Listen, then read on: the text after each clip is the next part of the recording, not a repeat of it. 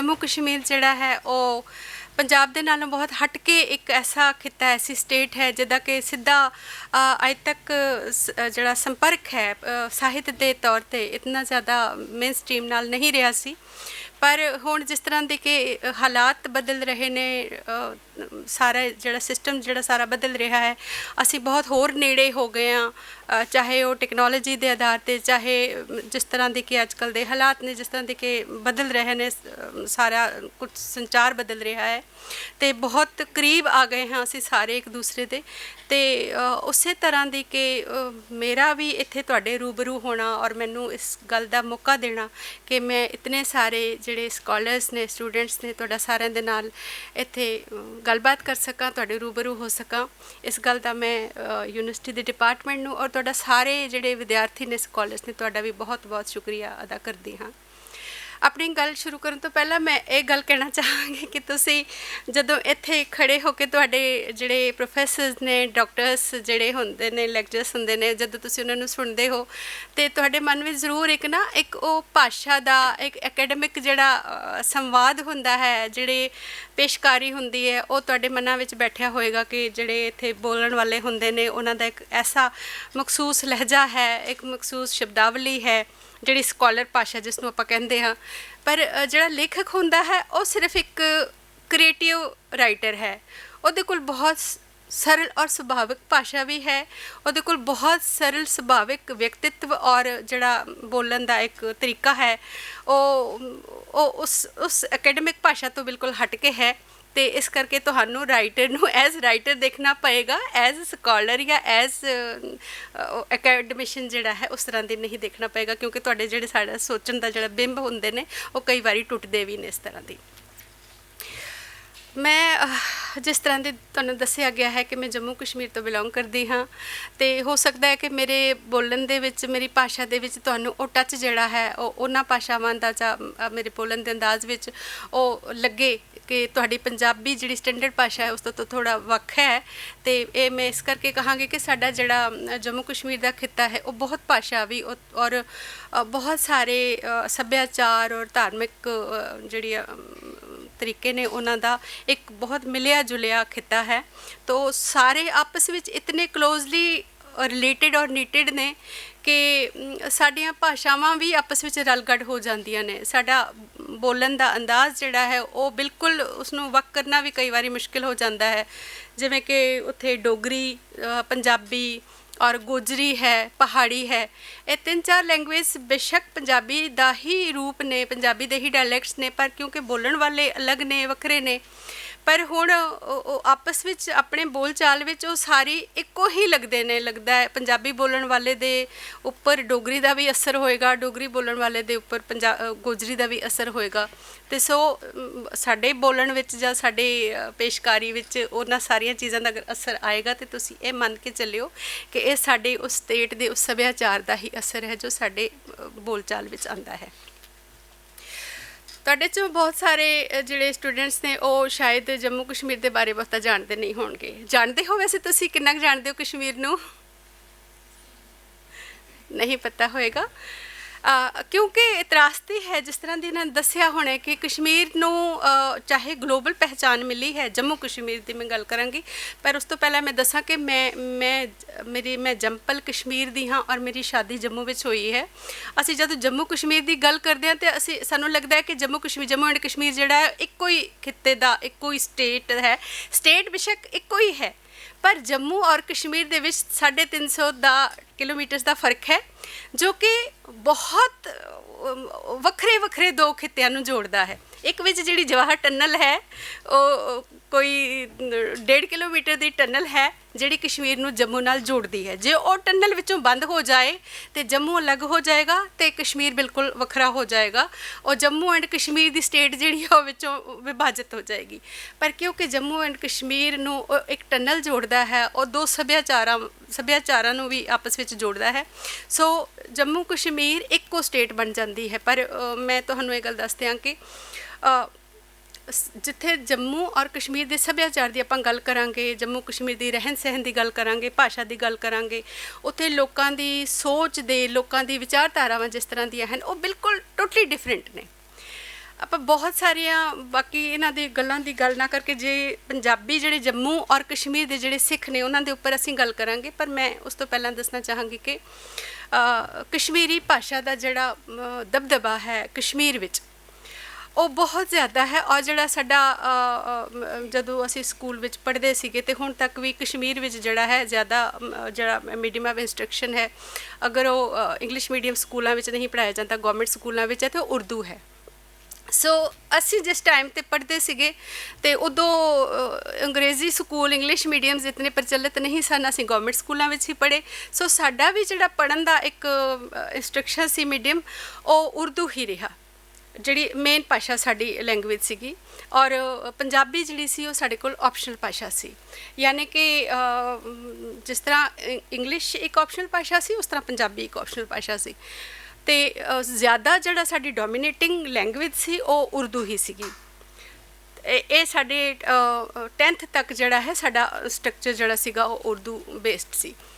ਪਰ ਜੰਮੂ ਕਸ਼ਮੀਰ ਵਿੱਚ ਮੈਂ ਪਹਿਲੇ ਤੁਹਾਨੂੰ ਇਹ ਗੱਲ ਦੱਸਾਂ ਕਿ ਮੈਂ ਜਦੋਂ ਗੱਲ ਕਰ ਰਹੀ ਹਾਂ ਫਿਲਹਾਲ ਮੈਂ ਕਸ਼ਮੀਰ ਦੀ ਕਰ ਰਹੀ ਹਾਂ, ਕਿਉਂਕਿ ਜੰਮੂ ਜਿਹੜਾ ਹੈ ਉਹ ਬਹੁਤ ਜ਼ਿਆਦਾ ਪੰਜਾਬ ਨਾਲ ਜੁੜਿਆ ਹੋਇਆ ਹੈ। ਜੰਮੂ ਤੋਂ ਥੋੜ੍ਹਾ ਹੀ ਦੂਰ ਪਠਾਨਕੋਟ ਹੈ ਅਤੇ ਉਸ ਤੋਂ ਅੱਗੇ ਪੰਜਾਬ ਦਾ, ਤੇ ਜੰਮੂ ਦੇ ਉੱਪਰ ਪੰਜਾਬ ਦਾ ਬਹੁਤ ਅਸਰ ਹੈ। ਜੰਮੂ ਦੇ ਕਲਚਰ ਉੱਪਰ, ਜੰਮੂ ਦੀ ਭਾਸ਼ਾ ਉੱਪਰ ਔਰ ਜੰਮੂ ਦੇ ਰਹਿਣ ਸਹਿਣ ਵਿੱਚ ਪੰਜਾਬ ਦਾ ਬਹੁਤ ਅਸਰ ਹੈ, ਕਿਉਂਕਿ ਉਹ ਰਿਲੇਟਡ ਨੇ। ਪਰ ਕਸ਼ਮੀਰ ਕਿਉਂਕਿ ਬਿਲਕੁਲ ਵੱਖਰਾ ਹੈ, ਇਸ ਕਰਕੇ ਮੈਂ ਗੱਲ ਜ਼ਿਆਦਾਤਰ ਕਸ਼ਮੀਰ ਦੀ ਕਰਾਂਗੀ, ਕਿਉਂਕਿ ਕਸ਼ਮੀਰ ਦਾ ਖਿੱਤਾ ਜਿਹੜਾ ਉਹ ਤੁਹਾਡੇ ਵਾਸਤੇ ਅਣਜਾਣ ਹੈ। ਜੰਮੂ ਨੂੰ ਸਮਝਣਾ ਸੌਖਾ ਹੈ, ਕਸ਼ਮੀਰ ਨੂੰ ਸਮਝਣਾ ਮੁਸ਼ਕਿਲ ਹੈ। ਕਸ਼ਮੀਰ ਨੂੰ ਜਿੱਥੋਂ ਤੱਕ ਤੁਸੀਂ ਸਮਝ ਰਹੇ ਹੋ ਉਹ ਜਾਂ ਤਾਂ ਹੁਣ ਅੱਜ ਕੱਲ੍ਹ ਜਿਸ ਤਰ੍ਹਾਂ ਦੀ ਆਤੰਕਵਾਦ ਦੇ ਕਰਕੇ ਗਲੋਬਲ ਲੈਵਲ 'ਤੇ ਜਾਣਿਆ ਜਾਂਦਾ ਹੈ, ਜਾਂ ਫਿਰ ਪਹਿਲਾਂ ਉਸ ਤੋਂ ਪੰਡਿਤ ਮਾਈਗ੍ਰੇਸ਼ਨਸ ਦੇ ਕਰਕੇ ਬਹੁਤ ਖਬਰਾਂ ਵਿੱਚ ਆਇਆ। ਅਤੇ ਇਹਨਾਂ ਗੱਲਾਂ ਨੇ ਇੱਕ ਇੰਟਰਨੈਸ਼ਨਲ ਜਿਹੜੀ ਉਸ ਨੂੰ ਕਸ਼ਮੀਰ ਨੂੰ ਜਿਹੜੀ ਇੱਕ ਦਿੱਤੀ ਹੈ ਪਹਿਚਾਣ ਦਿੱਤੀ ਹੈ, ਚਾਹੇ ਉਸ ਅੱਛੇ ਅਰਥਾਂ ਵਿੱਚ ਹੈ ਚਾਹੇ ਉਹ ਮੰਨਫੀ ਅਰਥਾਂ ਵਿੱਚ ਹੈ, ਪਰ ਕਸ਼ਮੀਰ ਜਿਹੜਾ ਹੈ ਉਹ ਦੁਨੀਆ ਦੇ ਇਸ 'ਤੇ ਸਕਰੀਨ 'ਤੇ ਆਇਆ ਹੈ।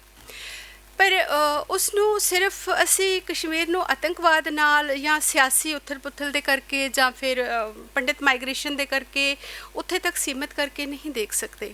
ਕਸ਼ਮੀਰ ਦਾ ਜਿਹੜਾ ਸੱਭਿਆਚਾਰ ਹੈ ਉਹਦੀਆਂ ਜੜ੍ਹਾਂ ਹਜ਼ਾਰਾਂ ਸਾਲ ਪਹਿਲਾਂ ਉਸ ਤਰ੍ਹਾਂ ਦੀ ਉਹ ਤਾਣਾ ਬਾਣਾ ਬੁਣਿਆ ਹੋਇਆ, ਜਿਹਦੇ ਵਿੱਚ ਉੱਥੇ ਬਹੁਤ ਹੀ ਗੂੜਾ ਭਾਈਚਾਰਕ ਜਿਹੜਾ ਰਿਸ਼ਤਾ ਹੈ, ਭਾਈਚਾਰਕ ਸਾਂਝ ਜਿਹੜੀ ਹੈ ਉਸ ਨੂੰ ਅਸੀਂ ਕਸ਼ਮੀਰ ਦੇ ਵਿੱਚ ਦੇਖਿਆ ਹੈ, ਆਪਣੇ ਘਰਾਂ ਵਿੱਚ ਦੇਖਿਆ ਹੈ। ਸਾਡਾ ਆਲਾ ਦੁਆਲਾ ਜਿਹੜਾ ਹੈ ਉਸ ਤਰ੍ਹਾਂ ਕਸ਼ਮੀਰ ਦੇ ਵਿੱਚ ਆਪਸ ਵਿੱਚ ਜੁੜਿਆ ਹੋਇਆ ਹੈ ਕਿ ਉੱਥੇ ਤੁਸੀਂ ਪਿੰਡ ਜਾਂ ਕਸਬੇ ਜਾਂ ਘਰਾਂ ਦੇ ਮੁਹੱਲੇ ਵੀ ਅਲੱਗ ਨਹੀਂ ਦੇਖ ਸਕਦੇ ਕਿ ਸਿੱਖਾਂ ਦਾ ਮੁਹੱਲਾ ਹੈ ਜਾਂ ਇਹ ਮੁਸਲਮਾਨਾਂ ਦਾ ਹੈ ਜਾਂ ਉਸ ਤਰ੍ਹਾਂ ਦੀ ਹੈ। ਉੱਥੇ ਕਲੋਜ਼ਲੀ ਇੱਕ ਘਰ ਦੇ ਨਾਲ ਦੂਸਰਾ ਘਰ ਜਿਹੜਾ ਅਗਰ ਇੱਕ ਸਿੱਖ ਦਾ ਹੈ ਅਤੇ ਦੂਸਰਾ ਮੁਸਲਮਾਨ ਦਾ ਹੈ, ਦੂਸਰਾ ਤਾਂ ਆਪਸ ਵਿੱਚ ਬੂਹੇ ਬਾਰੀਆਂ ਜਿਹੜੀਆਂ ਨੇ ਉਹ ਸਾਂਝੀਆਂ ਨੇ। ਸੋ ਇੱਕ ਦੂਸਰੇ ਦੇ ਕਲਚਰ ਦਾ, ਇੱਕ ਦੂਸਰੇ ਦੇ ਰਹਿਣ ਸਹਿਣ ਦਾ, ਇੱਕ ਦੂਸਰੇ ਦੇ ਬੋਲ ਚਾਲ ਦਾ ਬਹੁਤ ਕਲੋਜ਼ਲੀ ਸਾਡੇ ਉੱਪਰ ਜਿਹੜਾ ਅਸਰ ਹੈ ਉਹ ਆਪਸ ਵਿੱਚ ਸਭ ਦਾ ਅਸਰ ਵਿੱਚ ਹੈਗੇ ਆ ਉੱਥੇ ਅਸੀਂ। ਲੇਕਿਨ ਇਸ ਦੇ ਬਾਵਜੂਦ ਵੀ ਜਿਹੜਾ ਕਸ਼ਮੀਰ ਹੈ, ਮੁਸਲਮਾਨ ਜਿਹੜੇ ਨੇ ਉਹ ਕਸ਼ਮੀਰੀ ਬੋਲਣ ਵਾਲੇ ਜਿਹੜੇ ਨੇ ਉਹ ਕਿਉਂਕਿ ਡੋਮੀਨੇਟਿੰਗ ਮੈਜੋਰਟੀ ਹੈ, ਸੋ ਉਹ ਮਿਨੋਰਟੀਜ਼ ਦਾ ਅਸਰ ਨਹੀਂ ਕਬੂਲਦੇ, ਬਲਕਿ ਮਿਨੋਰਟੀ ਨੂੰ ਮੈਜੋਰਟੀ ਦਾ ਅਸਰ ਕਬੂਲਣਾ ਪੈਂਦਾ ਹੈ। ਜਿਸ ਤਰ੍ਹਾਂ ਦੀ ਕਿ ਸਾਡੀ ਵੀ ਜਿਹੜੀ ਭਾਸ਼ਾ ਉੱਥੇ ਹੈ, ਅਸੀਂ ਬੇਸ਼ੱਕ ਆਪਣੀ ਪੰਜਾਬੀ ਜਿਹੜੀ ਹੈ ਬੋਲਦੇ ਹਾਂ, ਪਰ ਉੱਥੇ ਇਹ ਪੰਜਾਬੀ ਨਹੀਂ ਬੋਲੀ ਜਾਂਦੀ ਜਿਹੜੀ ਕਿ ਆਪਾਂ ਇੱਥੇ ਸਟੈਂਡਰਡ ਪੰਜਾਬੀ ਬੋਲਦੇ ਹਾਂ। ਉੱਥੇ ਪਹਾੜੀ ਪੋਠੋਹਾਰੀ ਦਾ ਇੱਕ ਮਿਕਸ ਡਾਇਲੈਕਟ ਹੈ ਜਿਹੜਾ ਕਸ਼ਮੀਰ ਦੇ ਸਿੱਖਾਂ ਦੇ ਵੱਲੋਂ ਬੋਲਿਆ ਜਾਂਦਾ ਹੈ। ਤੁਸੀਂ ਅਗਰ ਮੇਰਾ ਕੋਈ ਵੀ ਰਚਨਾ ਪੜ੍ਹੀ ਹੋਏ ਜਾਂ ਮੇਰੀ ਕੋਈ ਕਹਾਣੀ ਪੜ੍ਹੀ ਹੋਏ ਜਾਂ ਮੇਰਾ ਨਾਵਲ ਪੜ੍ਹਿਆ ਹੋਏ ਤਾਂ ਉਸ ਵਿੱਚ ਤੁਸੀਂ ਦੇਖੋਗੇ ਕਿ ਜਦੋਂ ਪਾਤਰ ਬੋਲਦੇ ਨੇ ਉਹ ਆਪਣੀ ਭਾਸ਼ਾ ਬੋਲਦੇ ਨੇ, ਉਹ ਇੱਕ ਬਿਲਕੁਲ ਵੱਖਰੀ ਹੈ। ਅਤੇ ਕਈ ਵਾਰੀ ਮੈਨੂੰ ਇਸ ਗੱਲ ਵਾਸਤੇ ਔਖ ਵੀ ਸਮਝਾਉਣ ਵਿੱਚ ਵੀ ਆਉਂਦੀ ਹੈ, ਕਿਉਂਕਿ ਮੇਰੇ ਪਾਠਕਾਂ ਨੂੰ ਜਦ ਤੱਕ ਮੈਂ ਉਸ ਦਾ ਫੁੱਟ ਮੀਨਿੰਗ ਨਹੀਂ ਦਿਆਂਗੀ ਅਤੇ ਉਹ ਕਈ ਵਾਰੀ ਸਮਝਣੀ ਮੁਸ਼ਕਿਲ ਹੋ ਜਾਂਦੀ ਹੈ। ਅਤੇ ਸੋ ਕਸ਼ਮੀਰ ਦੀ ਭਾਸ਼ਾ ਜਿਹੜੀ ਹੈ ਉਹ ਇੱਕ ਵੱਖਰੀ ਤਰ੍ਹਾਂ ਦੀ ਹੀ ਭਾਸ਼ਾ ਹੈ। ਉੱਥੇ ਦਾ ਕਲਚਰ ਜਿਹੜਾ ਹੈ ਉਹ ਪੰਜਾਬ ਦੇ ਨਾਲ ਬਿਲਕੁਲ ਨਹੀਂ ਮਿਲਦਾ।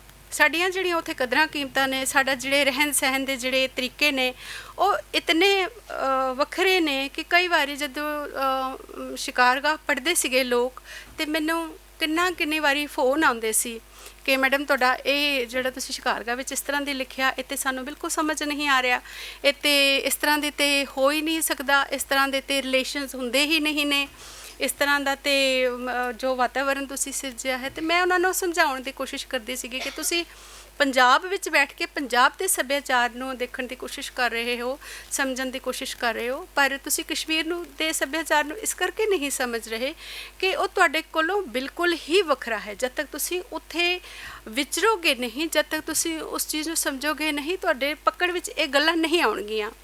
जिस तरह के मैं दसां तुहानूं कि शिकारगा किसी ने पढ़िया होया इत्थे,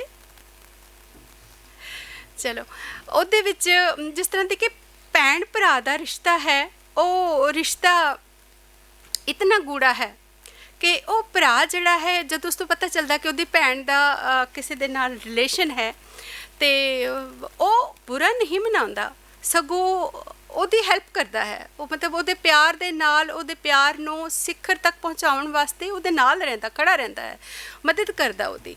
ਹੁਣ ਇਹ ਗੱਲ ਜਿਹੜੀ ਹੈ ਉਹ ਆਮ ਪਾਠਕਾਂ ਨੂੰ ਜਾਂ ਜਿਹੜੇ ਉਸ ਕਲਚਰ ਨਾਲ ਨਹੀਂ ਵਾਬਸਤਾ ਉਹਨਾਂ ਨੂੰ ਨਹੀਂ ਹਜ਼ਮ ਹੁੰਦੀ ਕਿ ਇਹ ਕਿਸ ਤਰ੍ਹਾਂ ਹੋ ਸਕਦਾ ਹੈ, ਇੱਥੇ ਤੇ ਇਹ ਹੋ ਜਾਂਦਾ, ਇੱਥੇ ਤੇ ਉਹ ਹੋ ਜਾਂਦਾ। ਪਰ ਸਾਡੇ ਕਸ਼ਮੀਰ ਦਾ ਜਿਹੜਾ ਕਲਚਰ ਹੈ ਨਾ, ਸੱਭਿਆਚਾਰ ਜਿਹੜਾ ਹੈ ਨਾ, ਉਹ मतलब हार्ड नहीं है। मतलब जिस तरह की तुसी कहोगे कि बड़ा नाजुक मिजाजी है उत्थे लोगों के अंदर, एक जिहड़े ठंडे इलाके की तासीर होंदी है ना, वो लोगों के सुभाव विच भी ठंडी तासीर हैगी है। सो वो भड़कण वाला समाज नहीं है। मतलब किसी भी गल्लां दे उपर जिस तरह की कि आम तौर पर एक भड़काऊ सुभाव होंदा है, भड़काऊ सुभाव नहीं है उत्ते दा लोगों दा। ईवन कि जिहड़े हुण तुसी मुस्लिम देख रहे हो, तुहानूं लगदा है कि बंदूकां उठा के मिलिटेंट्स ने थे, अज तो तुसी 20-30 साल पहले जे आपां सियासी हलचल नूं जां ये जिहड़ा दूसरे तरह का उहदे विच समा गया एक कल्चर, बंदूक कल्चर, ओके उहदे जड़ां कुछ वखरियां ने, पर सुभाविक तौर पर मुसलमान भी जिहड़े ने वो भी भड़काऊ नेचर दे नहीं ने। अज भी असीं जदों उत्थे कश्मीर विच रहिंदे हां, कश्मीर सानूं किसी चीज़ का कोई खौफ नहीं लगता, किसी चीज़ का कोई डर नहीं लगता। असीं भावें देर तक भी असीं उत्थे बाहर घूम रहे होइए जां कुछ करिए, सानूं बिल्कुल डर नहीं लगता कि साडे सड़कां ते कोई मिलिटेंट घूम रहा होएगा तो सानूं उन्हां दा कोई खतरा है। जां असीं जिस आटो विच बैठे होए हां, जिस टैक्सी विच बैठे होए हां, ये जिहड़ा ड्राइवर है ये हो सकदा अंदर खाते ये भी उन्हां दे विच ही शामिल होए, ये भी उन्हां विचों ही एक होए। बट जब तक वो एक आम इंसान है उहदे तो तुहानूं कोई खतरा नहीं है, सानूं कोई खतरा नहीं है। पर हाँ, जदों वो अपने विचारधारा विच है, जदों अपने उस रूप विच है, उदों वो मिलिटेंट है, उदों वो मुजाहिद है, उदों वो भावें उसनूं कोई भी नाम दे दिओ, वो उदों है। कहण दा मेरा मतलब ये है कि कश्मीर का जिहड़ा कल्चर है, कश्मीर का जिहड़ा लोकां दा जिहड़ा सुभाव है, वो भड़काऊ ना हो के एक ठंडा और एक मिठा सुभाव है। तुसी मेरी बोल चाल तो भी समझ सकते हो। तो सो जिहड़ा वो भैन भरा के रिश्ते की जदों मैं गल कर रही सां, ते उत्थे दा एक होर भी तुहानूं मैं दस दियां कि साडे उसे दे भैन भरा दे और उसते प्यार जिहदे नाल ओह करदी है, उहदी गल करदिआं मैं कहां कि साडे पिंडां विच ना बहुत छोटे छोटे पिंड ने कश्मीर विच, पर 80% जिहड़े विआह ने वो प्यार विआह, प्रेम विवाह ने 80%। और 80% विच भी ये है कि जे एक कुड़ी अपने सोहरे घर है तो आवाज़ मार के अपने मां दे घर गल कर सकती है, यानी कि इन्ने नेड़ 2 घर छड़ के तीसरे घर विच विआह है। इत्थे आले दुआले है, तुहाडे वास्ते बड़ी मुश्किल गल होएगी समझनी है। हाँ हाँ ए अच्छा, उत्थे किसी नूं कोई इतराज़ नहीं। देखो जदों कुड़ियां स्कूल जांदियां ने ना, मुंडे स्कूल जांदे ने ना, उन्हां दी ओह जिहड़ी हुंदी है ना दोस्ती, ਉਹ ਉੱਥੋਂ ਹੀ ਸ਼ੁਰੂ ਹੋ ਜਾਂਦੀ। ਔਰ ਮਾਂ ਬਾਪ ਨੂੰ ਪਤਾ ਹੁੰਦਾ, ਭੈਣ ਭਰਾਵਾਂ ਨੂੰ ਪਤਾ ਹੁੰਦਾ ਕਿ ਇਹਦਾ ਸੰਬੰਧ ਇਸ ਨਾਲ ਹੈ। ਪਰ ਉੱਥੇ ਇੱਕ ਗੱਲ ਵੀ ਹੈ ਨਾ ਕਿ ਉੱਥੇ ਨਾ ਪਿਆਰ ਜਿਹੜਾ ਹੈ ਉਹ ਸੱਚਾ ਸੁੱਚਾ ਪਿਆਰ ਹੈ। ਇਹ ਤੁਸੀਂ ਸ਼ਿਕਾਰਗਾ ਵੀ ਦੇਖ ਕੇ ਨਾ ਤੁਹਾਨੂੰ ਲੱਗੇਗਾ ਕਿ ਇਹ ਇੱਕ ਪਲੇਟੋਨਿਕ ਮਿਲਵ ਦੀ ਗੱਲ ਕਰ ਰਹੀ ਹਾਂ। ਇਹ ਪਿਆਰ ਮਤਲਬ ਪਰ ਸਾਡੇ ਵਾਸਤੇ ਪਿਆਰ ਉਹ ਪਿਆਰ नहीं है जो अजकल तुसी फिल्मां विच देखदे हो। जब इस करके उत्थे किसी नूं कोई इतराज़ नहीं हुंदा। सब नूं भरा नूं भी पता हुंदा मेरी भैन दा इहदे नाल चक्कर है, जां मां नूं भी पता हुंदा, प्यो नूं भी पता हुंदा, और उन्हां नूं पता हुंदा कि अगे चल के इत्थे इन्हां दा विआह होना। वो शुरू तो ही उन्हां दा उसे तरह दी मतलब एक्सैप्ट ही उसे तरह ही हुंदा कि इन्हां दा विआह ही होना। मतलब तुसी कल्चर दी गल देखो कि जिस कुड़ी दा ना पिंड विच विआह होए ना, उसनों इज्जत समझी जाती है कि भाई ये कुड़ी इतनी अच्छी है कि इनू अपने पिंड विच ही इन्होंने पसंद कर लिया तो इसका विआह है। तो जिस कुड़ी नूं पिंड विच रिश्ता ना मिले ना, उन्होंने बाहर ढूंढना पे, तो उन्होंने लगता कि ओहो मतलब अपने पिंड वाले ने इसनूं पसंद नहीं किया, इनू बाहर सानू इसका रिश्ता लभना पिया। ये इस तरह का ये कल्चर है। हुण तुसीं किस तरह की समझोगे इस गल नूं? इत्थे ते मैनूं कहंदे सी फोन करके कि इत्थे ते लड़ाइयां हो जांदियां जी, इत्थे ते इस तरह दी मतलब पिंड वालियां ते भैणां हुंदियां, साडे उत्थे इस तरह दी नहीं है। दूसरी एक गल होर तुहानूं मैं दसां, साडे कश्मीर विच जात पात का कोई कंसैप्ट ही नहीं है। जिस तरह तुहाडे इत्थे जातां दे नां ते रिश्ते आधारित हुंदे ने, जां जो भी तुहाडा समाजिक प्रबंध जिहड़ा है सारा वो जात पात दे आधार ते। साडे कश्मीर विच किसी नूं सिखां नूं पता ही नहीं है कि साडी जात की है। हाँ, उत्थे थोड़ा बहुता जिहड़ा आर्थिक पद्धर होएगा वो डिफरेंशिएट करेगा, उहदा वखरेवा हो सकता है कि कोई ज़्यादा अमीर है कोई, पर वो भी रिश्तियां विच रिश्ते जोड़न दे विच किधरे भी उस चीज़ का कोई असर नहीं है। किसी नूं दुख तो नहीं हो रहा कि असीं कश्मीर विच क्यों नहीं है। हाँ, ये साडी उत्थे बड़ी अच्छी गल है कि साडे उत्थे अमीरी गरीबी भी उत्थे नहीं है। उत्थे तकरीबन सारे इक्को ही, जैसे वो जिमीदार ने जिन्हां दे कोल ज़मीन है तो इक्को जही ज़मीन है, किसी कोल थोड़ी होएगी किसी कोल ज़्यादा होएगी। कोई मोस्टली जिहड़े ने, क्योंकि इंडस्ट्रीज़ कश्मीर विच नहीं ने, नौकरी पेशा लोग ने, नौकरी उतनी है जितनी सारी आम तौर पर सब दी इक्को जी नौकरी, कोई बड़े अफसर होएगा जां कोई थोड़ा छोटा होएगा, आम तौर पर आम ही जिंदगी जिहड़ी है वो सारिਆਂ दी है। सो किसी भी तरह की कोई वो समाजिक जिहड़ी है साडे विच वो वखरता नहीं है। सो ये जड़ा है साडा प्लस पॉइंट जड़ा है वो जाता है। जात पात नहीं है। तुसीं मैनूं पुछोगे मेरी जात की है, मैनूं नहीं पता, क्योंकि ਇਹਦਾ एक ये भी है कि अजे तक सानू कश्मीर की हिस्टरी, जे मैं अज गल करा भी कश्मीर विच जिहड़े सिख ने वो एक उत्थे 3 खिते ने कश्मीर विच जिन्हां सिखां नूं आपां डिवाइड करते हैं। एक बारामूला है, एक बडगाम साइड है, एक त्राल साइड है। मैं त्राल साइड तो हाँ, जिथे तुसीं पहलगाम सुनते होगे अक्सर जड़ा है बेल्ट जड़ा, या जदों चिट्ठी सिंहपुरा जड़ा होया है वो जड़ा है वो बेल्ट मेरा है। वो चिट्ठी सिंहपुरा साडे तो 2 पिंड छड्ड के ही पिंड है। हुण जिहड़ा चिट्ठी सिंहपुरा वाला त्राल वाला इलाके दे जिहड़े सिख ने ये उत्थे कदों तो रह रहे ने, ये वास्ते बहुत मुख्तलिफ जिहड़ियां रावां ने लोकां दियां इस तरह दियां, पर हिस्टोरिकली सानू डॉक्यूमेंटेशन कोई नहीं है। उत्थे सिखां दी डॉक्यूमेंटेशन है ही नहीं है कोई। ये जिहड़ी थोड़ी बहुती महाराजा रणजीत सिंह के टाइम ते डॉक्यूमेंटेशन हुई है हिस्टरी की, वो भी मुसलमान और उन्हां हिस्टोरीअनस की तरफों हुई है जो कि सरासर गलत तरीके नाल सिखां नूं उत्थे या सिख राज नूं उत्थे जिहड़ा रिप्रजेंट किया गया है। जे आपां गूगल तुसीं करोगे तुहानूं लगेगा अच्छा इतना बुरा सी सिख राज के लोग इतने दुखी सन। वो इस करके है क्योंकि अपने साडे पंजाबी पढ़न वाले या हिस्टोरीअनस जिहड़े सी वो अपने उस हिस्टरी नूं डॉक्यूमेंट करन वाले है ही नहीं सन। सो सिखां दा जिहड़े हुण बडगाम वाले साइड दे सिख ने वो जदों 47 होई है उत्थों मुजफ्फराबाद तो जां मीरपुर तो बारामूला दे जिहड़े सरदार ने वो उत्थों आके उत्थे वसे होए ने। वो अलग कल्चर नूं बिलोंग करदे ने, है कश्मीरी सिख ने, उहियो भाषा बोल रहे ने क्योंकि मुजफ्फराबाद दी और कश्मीर दे सिखां दी भाषा जिहड़ी है वो इक्को ही है। लेकिन जिहड़े त्राल वाला सिख बेल्ट जिहड़ा है वो कल्चर तौर ते और भाषा के तौर ते थोड़ा अलग है। उन्हां दे कोलों उन्हां दा जिहड़ा रख रखाव है उहदा रहन सहन जिहड़ा वो थोड़ा अलग है। हुण मैं उस तो बाद में अपने जाती अपनी गलबात उपर आंदी हाँ कि त्राल दा जिहड़ा इलाका जिथे मैं रहिंदी हाँ, जिहड़ा मेरा अपना पिंड है, श्रीनगर जदों तुसीं जाओगे तो श्रीनगर तो कोई 50-60 किलोमीटर पहला ही एक जगह आती है। जैसे पहले अनंतनाग आंदा, अनंतनाग तो बाद अवंतीपुरा आंदा है। अवंतीपुरा भी बड़ा मशहूर है क्योंकि उत्थे बड़े पुराने वो खंडरात वगैरह ने, मंदिर ने जिहड़ा बहुत मशहूर है हिस्टोरिकली। तो वो 50-60 किलोमीटर श्रीनगर तो पहला ही आंदा। फिर वो उस अवंतीपुरा तो एक साइड नूं उपर चली जाता, एक बिल्कुल वखरा जिहड़ा वो पहाड़ ने सारे। साडा जिहड़ा इलाका है वो सी शेप जंगलों और पहाड़ों नाल घिरिया होया जिहड़ा मेरा पिंड है। यानी कि जे आपां जम्मू कश्मीर का नक्शा देखिए ना तो जिहड़ा सिर है ना कश्मीर का, तो जिहड़ी वो लाइन है मेरा पिंड जिहड़ा उस लाइन ते वो आखिरी पिंडां विचों एक पिंड है। यानी कि साढ़े पिछे फिर होर कोई पिंड नहीं है, सिर्फ पहाड़ ते जंगल ही ने। सो मैं एक तरह की पहाड़न हाँ जिहड़ी तुहाडे सामने इस वक्त इत्थे बोल रही हाँ। लेकिन मैं उस पहाड़ी इलाके तो उस पहाड़ी कल्चर तो चल के तुहाडे तक पुजी हाँ। ये बहुत वड्डा संघर्ष मेरा भी है और मेरे माँ बाप का भी है।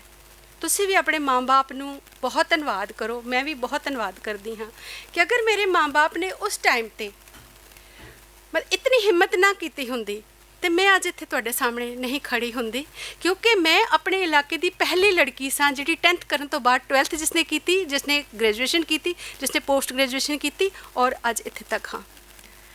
मेरे इलाके विच 10th तो बाद कोई कुड़ी नहीं सी पढ़ी हुई मेरे तो पहला।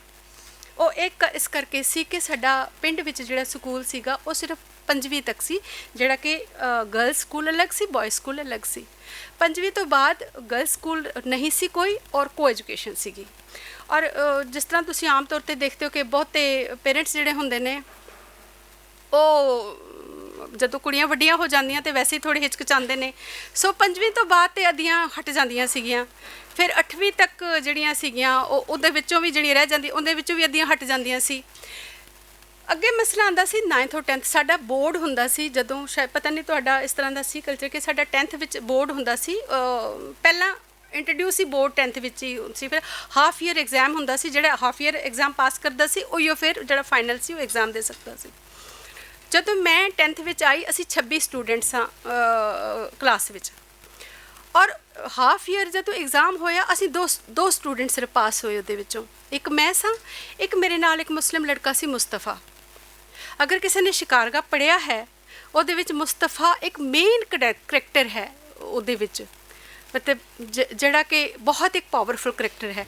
और वो मेरी मैं उहदे नाल अपनियां यादां जिहड़ियां होर भी अगे तुहानूं इस बारे दसांगी कि जिन्हां लोकां दे नाल असी नाल पढ़े हाँ, बचपन विच खेले हाँ, जिन्हां लोकां दे नाल जिन्हां लड़कियां दे नाल असां अपने स्कूल पढ़े ने, अपने कॉलेज तक असी नाल रहे हाँ, उन्हां दा अंत विच हशर की होया जां साडे नाल उन्हां दे संबंध किस तरह दे रहे ये आपां गल करांगे फिर दोबारा। जदों वो मुस्तफा मेरे नाल 10वीं विच पास होया तो सिर्फ असी 2 10th कीते, यानी कि 10वीं का जिहड़ा स्कूल सी उस तो बाद असी हायर सकैंडरी जाना सी। और हायर सकैंडरी 13 किलोमीटर दूर सी मेरे घर तो, और कोई बस नहीं सी, कोई गड्डी नहीं सी। 13 किलोमीटर यानी कि पैदल आना और जाना सी। और मेरा पिंड जिहड़ा है वो त्राल का जिहड़ा कस्बा है उस तो मेरा पिंड बिल्कुल स्टीप है, मतलब पहाड़ है, पहाड़ ते चढ़ना है असी जाना, पर उहदे विच आना भी है तो जाना भी है। हुण मैं कल्ली कुड़ी ते 13 किलोमीटर आना जाना, बसां भी नहीं सन ते जाना किस तरह है। ते पर जिहड़े मेरे टीचर सन ना उन्होंने डर हो गया कि शायद इस करके मैनूं मेरे घर वाले जिहड़े ने पढ़न तो हटा देणगे। तुसीं यकीन करोगे कि जिहड़े मेरे टीचर्स जिहड़े कस्बे जिथे त्राल साडा हायर सकैंडरी सी, जिहड़े उत्थे दे आले दुआले रहिंदे सन, वो मेरे घर आ गए मेरे पेरेंट्स दे कोल कि जे तुसीं इस कुड़ी नूं पढ़नों नहीं हटाना, जे तुहानूं मुश्किल पेश आ रही है तो इसनूं असीं अपने घर रखांगे, मतलब इसनूं असीं अपने घर रख के पढ़ांगे, पर इसकी पढ़ाई रुकनी नहीं चाहिए क्योंकि पढ़न विच मैं ठीक ठाक सां, अच्छी सां। सो मेरे माँ बाप नूं भी लगा कि नहीं इस ते पढ़ाई जिहड़ी रुकनी नहीं चाहिए। और जिस तरह की उस तरह की करके पिंड वालियां ने मिल मिला के अद्धे रस्ते तक बस का इंतजाम करवा दिता, यानी जिथे तक बस लगी उत्थे तो भी 3 किलोमीटर सानू चलना ही पिया, वो लास्ट तक असी चल के ही जाते रहे। हुण जाके किधरे मैनूं लगदा उत्थे पूरे पिंड तक बस लगी है। और बर्फां उन्हां दिनां इतनियां पैंदियां सी कि असीं रात नूं जदों अपनी खिड़की चों सुत्ते होए उठ के सवेरे बाहर देखदे सी ते खिड़कियां तक बर्फ जिहड़ी हुंदी सी ओह पै चुकी हुंदी सी। ते फिर साडे घर दे ओह बेलचे लैके पहले गुरुद्वारे तक एक राह बनाना, एक साडे स्कूल तक बनाना, इस तरह दी मतलब उन्हां कठिनाइयां विच उन्हां विच असीं बुकलियां विच कांगड़ियां पाईयां होईयां, फिरन पाए होए, बैग भी चक्के होए, और 13-13 किलोमीटर असीं अपना हायर सकैंडरी करन वास्ते जा रहे सां। ਉਹ ਜਿਹੜਾ ਮੁਸਤਫਾ ਮੇਰੇ ਨਾਲ ਸੀ ਨਾ, मैं उसकी एक ਤੁਹਾਨੂੰ एक गल सुनाती हाँ कि 12th ਵਿੱਚ मेरा पेपर सी। उस मुस्तफा ਜਿਹੜਾ ਸੀ ਉਹ ਜਦੋਂ ਅਸੀਂ हायर सकैंडरी ਵਿੱਚ आए वो बॉयज़ हायर सकैंडरी ਵਿੱਚ चला गया तो मैं गर्ल्स हायर सकैंडरी ਵਿੱਚ चली गई, पर ਇੱਕੋ ही जगह साडे स्कूल सी। और तुसीं यकीन करो कि क्योंकि इकल्ले जाना हुंदा सी, वो मेरे तो 1.5 किलोमीटर दूर रहिंदा सी। वो 1.5 किलोमीटर चल के पहले मेरे पिंड आंदा सी, मैनूं नाल लैंदा सी, फिर असीं दोनों हायर सकैंडरी जाते सां, फिर वो वापस मैनूं पहले पिंड मेरे छड़ के फिर वो अपने घर जाते। तुसीं मतलब उस कल्चर की गल देखो तुसीं कि कितना विश्वास, कितना वो टाइम, वो प्यार और कितना आपसी भरोसा सी कि मेरे पेरेंट्स नूं ये सी कि इहदे नाल जा रही है तो सानूं कोई टेंशन की गल नहीं है, सानू कोई चिंता नहीं है। जे अगर शिकारगा विच वो करैक्टर इतना स्ट्रोंग उभरिया है तो वो इस करके कि वो यादां मेरियां उहदे नाल उस तरह दी जुड़ियां हुई ने। तो एक बारी साडी 12th विच मेरा पेपर सीगा इंग्लिश का, तो मैनू याद ही भुल गया होया कि अज मेरा पेपर है। मैं सिर धो के बाल शाल खिलार के बैठी हुई अपने घर के बरांडे ते धुप लगाउण वास्ते, तो उस मुस्तफे का भरा जिहड़ा सी वो उधरों लंघ रहा सी। उसने मैनू देखिया कि मैं बाल धो के बैठी हुई हाँ, वो दौड़दा आया, मैनू कहता तू की कर रही है इत्थे? मैं क्या मैं कुछ नहीं, मैं कल मेरा पेपर है तो मैं रीडिंग कर रही हाँ। वो कहता बेवकूफ लड़की, तेरा अज पेपर है, तू कल दी किते तैयारी कर रही है? मुस्तफा तो सवेर तक गया होया। और मैं मतलब रोण पै गई कि एक ही हो गया। मैं जिस तरह की जो फिरन पाया होया, पैर चप्पल पाई कुछ, उसने मेरा हाथ फड़िया और जिहड़े वो 13 किलोमीटर असी चल के जाना सी उत्थे दौड़ा के मैनू हाई सकैंडरी तक लैके गया।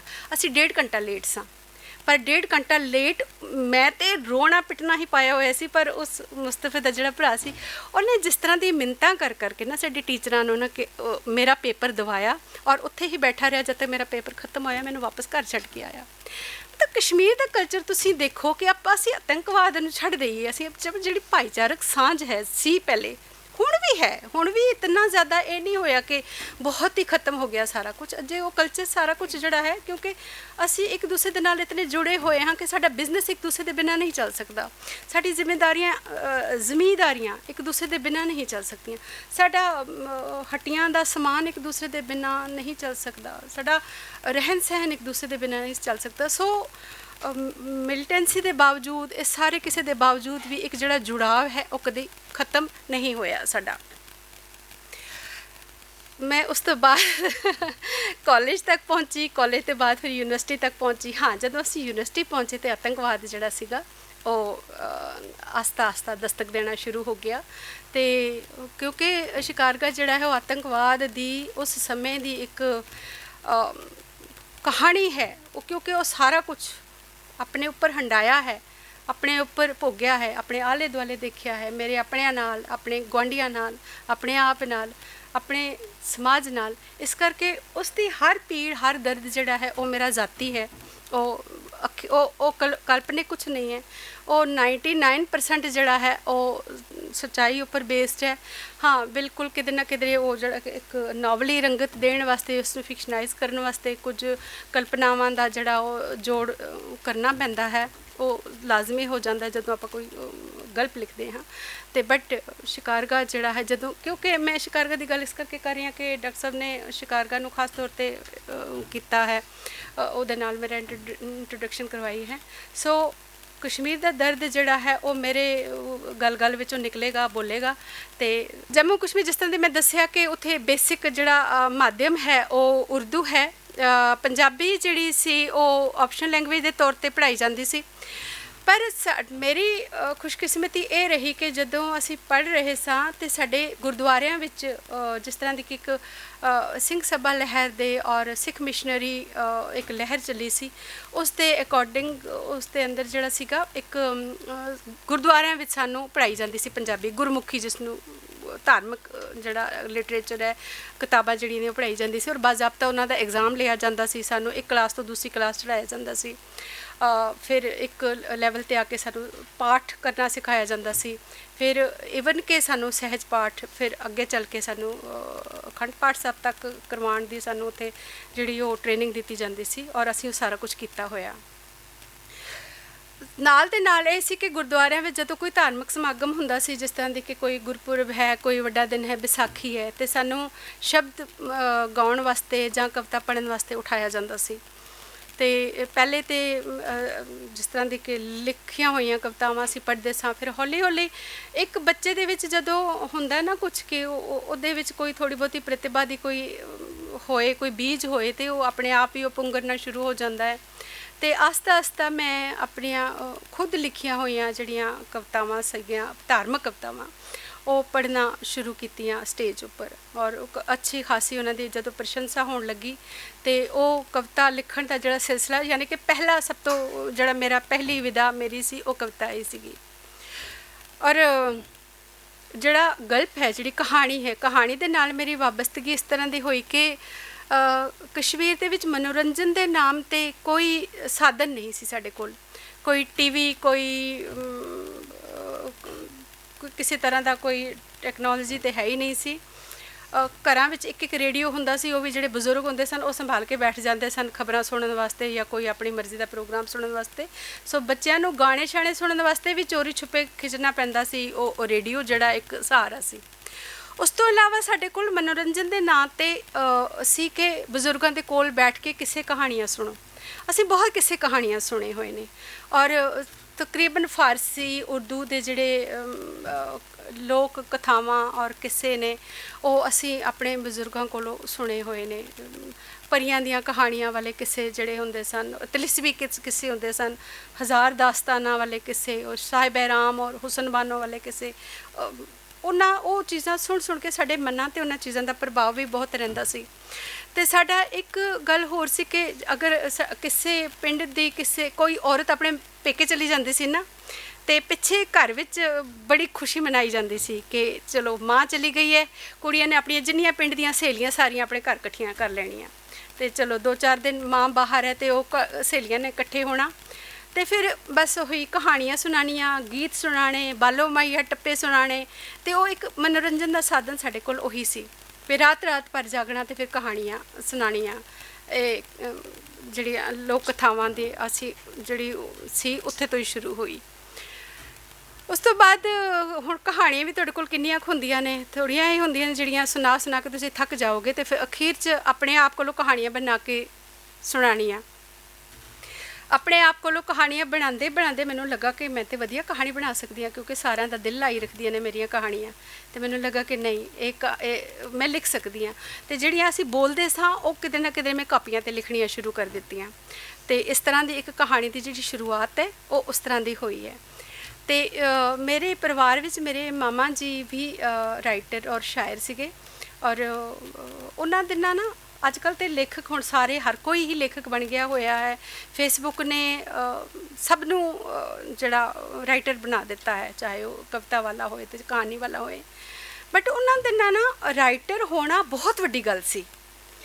ਸਾਡੇ ਜਿਹੜੇ ਆਲੇ ਦੁਆਲੇ ਵਾਲੇ ਸਨ, ਸਾਡੇ ਪਰਿਵਾਰ ਵਾਲੇ, ਉਹਨਾਂ ਨੂੰ ਲੱਗਦਾ ਸੀ ਕਿ ਇਹ ਰਾਈਟਰ ਜਿਹੜਾ ਹੈ ਉਹ ਸਮਾਜ ਨੂੰ ਬਦਲਣ ਵਾਲਾ ਕੋਈ ਸ਼ਖਸੀਅਤ ਹੈ, ਤਾਂ ਸੋ ਉਸ ਨੂੰ ਉਸੇ ਨਜ਼ਰ ਨਾਲ ਦੇਖਿਆ ਜਾਂਦਾ ਸੀ। ਮੇਰੇ ਮਾਮਾ ਜੀ ਕਿਉਂਕਿ ਆਪ ਰਾਈਟਰ ਸੀਗੇ, ਉਹਨਾਂ ਦੀ ਬੜੀ ਇੱਜ਼ਤ ਸੀ ਸਾਡੇ ਸਮਾਜ ਵਿੱਚ, ਪਰਿਵਾਰ ਵਿੱਚ, ਅਤੇ ਜਦੋਂ ਵੀ ਕੋਈ ਗੱਲ ਹੋਏ ਮਾਮਾ ਜੀ ਦੀ ਜਿਹੜੀ ਹੈ ਉਹਦੇ ਵਿੱਚ ਦਖਲਅੰਦਾਜ਼ੀ ਬਹੁਤ ਜ਼ਰੂਰ ਹੁੰਦੀ ਸੀ, ਚਾਹੇ ਧਾਰਮਿਕ ਗੱਲਾਂ ਹੋਣ ਚਾਹੇ ਸਮਾਜਿਕ ਗੱਲਾਂ ਹੋਣ। ਅਤੇ ਮੇਰੇ ਮਾਂ ਬਾਪ ਨੂੰ ਜਦੋਂ ਲੱਗਿਆ ਕਿ ਮੇਰੇ ਵਿੱਚ ਲਿਖਣ ਦੀ ਕੋਈ ਕੁਆਲਿਟੀ ਹੈ, ਉਹਨਾਂ ਨੂੰ ਲੱਗਾ ਕਿ ਹਾਂ ਇਹ ਵੀ ਤਾਂ ਮਾਮਾ ਜੀ ਦੇ ਹੀ ਨਕਸ਼ੇ ਕਦਮ 'ਤੇ ਚੱਲੇਗੀ। ਸੋ ਮੈਨੂੰ ਉਹਨਾਂ ਦੇ ਨਾ ਇੱਕ ਸ਼ਾਗਿਰਦੀ ਵਿੱਚ ਦੇ ਦਿੱਤਾ ਗਿਆ, ਅਤੇ ਉਹਨਾਂ ਨੇ ਉਸ ਸ਼ਾਗਿਰਦੀ ਦੇ ਕਰਕੇ ਮੈਨੂੰ ਬਹੁਤ ਅੱਗੇ ਤੱਕ ਪਹੁੰਚਾਇਆ। ਉਹਨਾਂ ਦੀਆਂ ਕਿਤਾਬਾਂ ਨੇ ਮੈਨੂੰ ਬਹੁਤ ਪੜ੍ਹਨ ਦੀ ਪ੍ਰੇਰਨਾ ਦਿੱਤੀ, ਅਤੇ ਮੈਨੂੰ ਲਿਖਣ ਦਾ ਵੀ ਸਲੀਕਾ ਜਿਹੜਾ ਹੈ ਉਹ ਸਿਖਾਇਆ।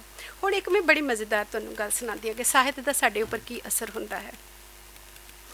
ਇਹ ਤੁਹਾਡੇ ਜਿਸ ਏਜ ਦੇ ਸਟੂਡੈਂਟਸ ਨੇ ਨਾ, ਇਹਨਾਂ ਵਾਸਤੇ ਬਹੁਤ ਖਾਸ ਤੌਰ 'ਤੇ ਮੈਂ ਗੱਲ ਕਹਿਣਾ ਚਾਹਾਂਗੀ ਕਿ ਕਾਲਜ ਵਿੱਚ ਆ ਕੇ ਨਾ ਲਾਇਬ੍ਰੇਰੀ 'ਚੋਂ ਮੈਂ ਕਿਤਾਬਾਂ ਪੜ੍ਹਨੀਆਂ ਸ਼ੁਰੂ ਕੀਤੀਆਂ, ਕਿਉਂਕਿ ਹਾਇਰ ਸੈਕੰਡਰੀ ਤੱਕ ਤੇ ਕਿਤਾਬਾਂ ਲਾਇਬ੍ਰੇਰੀਆਂ ਵਿੱਚ ਕਿਤਾਬਾਂ ਪੰਜਾਬੀ ਦੀਆਂ ਤਾਂ ਹੈ ਹੀ ਨਹੀਂ ਸਨ। ਕਾਲਜ ਵਿੱਚ ਆ ਕੇ ਮੈਨੂੰ ਜਦੋਂ ਪੜ੍ਹਨਾ ਸ਼ੁਰੂ ਕੀਤਾ, ਅਤੇ ਸਭ ਤੋਂ ਪਹਿਲਾਂ ਉੱਥੇ ਸਾਡਾ ਵਾਹ ਪਿਆ ਅੰਮ੍ਰਿਤਾ ਪ੍ਰੀਤਮ ਦੇ ਨਾਵਲਾਂ ਨਾਲ। ਉਹਦੇ ਵਿੱਚੋਂ ਵੀ ਮੈਨੂੰ ਡਾਕਟਰ ਦੇਵ ਜਿਹੜਾ ਹੈ ਅਜੇ ਤੱਕ ਯਾਦ ਹੈ। ਹੁਣ ਸਾਹਿਤ ਸਾਡੇ ਦਿਮਾਗ ਉੱਪਰ ਕੀ ਅਸਰ ਕਰਦਾ ਹੈ, ਖਾਸ ਤੌਰ 'ਤੇ ਇੱਕ ਅਲੜ ਉਮਰ ਵਿੱਚ, ਉਹ ਮੈਂ ਤੁਹਾਡੇ ਨਾਲ ਡਿਸਕਸ ਕਰਦੀ ਹਾਂ।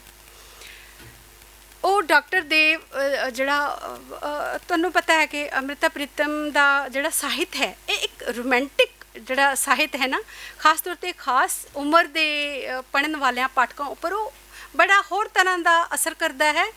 ਅਤੇ ਜਿਹੜੇ ਇੱਕ ਗਹਿਰ ਗੰਭੀਰ ਔਰ ਪ੍ਰੌੜ ਜਿਹੜੇ ਪਾਠਕ ਨੇ ਉਹਨਾਂ ਦੇ ਉੱਪਰ ਕਿਸੇ ਹੋਰ ਤਰ੍ਹਾਂ ਦਾ ਅਸਰ ਕਰਦਾ। ਉਹ ਉਹਦੇ ਵਿੱਚੋਂ ਆਪਣੀ ਮਰਜ਼ੀ ਨਾਲ ਉਸਨੂੰ ਉਹਦੇ ਵਿੱਚੋਂ ਕੱਢਣਗੇ, ਜਿਹੜੇ ਅਰਥ ਨੇ ਕੱਢਣਗੇ। ਪਰ ਛੋਟੀ ਉਮਰ ਦੇ ਜਿਹੜੇ ਪਾਠਕ ਹੁੰਦੇ ਨੇ ਨਾ, ਉਹਨਾਂ ਦਾ ਇੱਕੋ ਹੀ ਮਕਸਦ ਹੁੰਦਾ ਇਹਦੇ ਵਿੱਚ, ਇਹ ਰੋਮਾਂਸਵਾਦ ਜਿਹੜਾ ਨਾ ਉਹ ਉਹਨਾਂ ਨੂੰ ਬਹੁਤ ਅਟਰੈਕਟ ਕਰਦਾ ਹੈ। ਸੋ ਮੈਂ ਵੀ ਉਸ ਨਾਵਲ ਦੇ ਵਿੱਚ ਨਾ ਬੜੀ ਅਟਰੈਕਟ ਹੋਈ। ਡਾਕਟਰ ਦੇਵ ਉਹ ਉਮਰ ਐਸੀ ਹੁੰਦੀ ਹੈ ਨਾ, ਸੁਪਨੇ ਦੇਖਣ ਵਾਲੀ ਉਮਰ ਹੈ, ਨਵੇਂ ਸਾਡੇ ਦਿਲ ਨੂੰ ਬੜੀ ਉਸ ਤਰ੍ਹਾਂ ਦਾ ਟੁੰਬਦਾ ਹੈ ਉਹ। ਮੈਂ ਜਦੋਂ ਯੂਨੀਵਰਸਿਟੀ ਵਿੱਚ ਗਈ ਅਤੇ ਕਿਉਂਕਿ ਮਾਮਾ ਜੀ ਦੇ ਨਾਲ ਮੈਂ ਸਾਹਿਤਕ ਉਹਨਾਂ ਦੇ ਵਿੱਚ ਸਮਾਗਮਾਂ ਵਿੱਚ ਜਾਂਦੀ ਹੀ ਸਾਂ, ਅਤੇ ਉੱਥੇ ਇੱਕ ਕਾਨਫਰੰਸ ਹੋਈ ਸ੍ਰੀਨਗਰ ਵਿੱਚ। 2 ਦਿਨ ਦੀ ਕਾਨਫਰੰਸ ਸੀਗੀ, ਅਤੇ ਮੈਂ ਉੱਥੇ ਕਹਾਣੀ ਪੜ੍ਹਨੀ ਸੀ। ਤੇ ਜਿਹੜੀ ਮੈਂ ਜਿੱਥੇ ਮੈਂ ਕਹਾਣੀ ਪੜ੍ਹ ਰਹੀ ਸਾਂ ਉੱਥੇ ਸਟੇਜ ਤੇ ਪ੍ਰੀਜ਼ਾਈਡ ਕਰ ਰਹੇ ਸਨ 3 ਰਾਈਟਰਸ। ਤੇ ਬਾਅਦ ਵਿੱਚ ਕਹਾਣੀ ਪੜ੍ਹਨ ਦੇ ਬਾਅਦ ਮੈਨੂੰ ਜਿਹੜੇ ਉਹਨਾਂ ਤਿੰਨਾਂ ਵਿੱਚੋਂ ਇੱਕ ਸ਼ਖਸ ਮੇਰੇ ਕੋਲ ਆ ਕੇ ਉਹ ਮੈਨੂੰ ਬਾਅਦ ਜਦੋਂ ਆਪਾਂ ਰਾਤੀ ਖਾਣਾ ਵਾਣਾ ਖਾਣ ਲੱਗੇ ਸਨ ਤੇ ਮੈਨੂੰ ਉਹ ਕਹਿਣ ਲੱਗੇ ਤੁਹਾਡੀ ਕਹਾਣੀ ਇਸ ਤਰ੍ਹਾਂ ਦਾ ਸੀ, ਉਸ ਤਰ੍ਹਾਂ ਦਾ ਸੀ, ਉਸ ਤਰ੍ਹਾਂ ਦੇ ਸੀ। ਉਸ ਉਮਰ ਮੈਨੂੰ ਕਹਾਣੀ ਲਿਖਣੀ ਤੇ ਪਤਾ ਸੀ, ਆਲੋਚਨਾ ਦਾ ਮੈਨੂੰ ਨਹੀਂ ਸੀ ਪਤਾ ਕਿ ਆਲੋਚਨਾ ਕੀ ਹੁੰਦੀ ਹੈ। ਹਾਂ ਠੀਕ ਹੈ, ਅੱਛਾ ਸੀ ਇਹ ਉਹ। ਪਰ ਉਹ ਨਾ ਉਹ ਹੋਰ ਗੱਲਾਂ ਛੇੜਨ ਲੱਗੇ ਤੇ ਫਿਰ ਉਹਨਾਂ ਨੇ ਮੈਨੂੰ ਕਿਹਾ ਕਿ ਤੁਸੀਂ ਤੁਹਾਡਾ ਅੱਗੇ ਕੀ ਪ੍ਰੋਗਰਾਮ ਹੈ। ਮੈਂ ਕਿਹਾ ਅੱਗੇ ਮੈਂ ਅਜੇ ਐਮਏ ਕਰ ਰਹੀ ਹਾਂ ਤੇ ਉਸ ਤੋਂ ਤੇ ਵਿਆਹ ਸ਼ਾਦੀ ਵਾਸਤੇ ਤੁਹਾਡਾ ਕੀ ਪ੍ਰੋਗਰਾਮ ਹੈ, ਤੁਸੀਂ ਕੀ ਸੋਚਿਆ ਵਿਆਹ ਕਰਨ ਵਾਸਤੇ।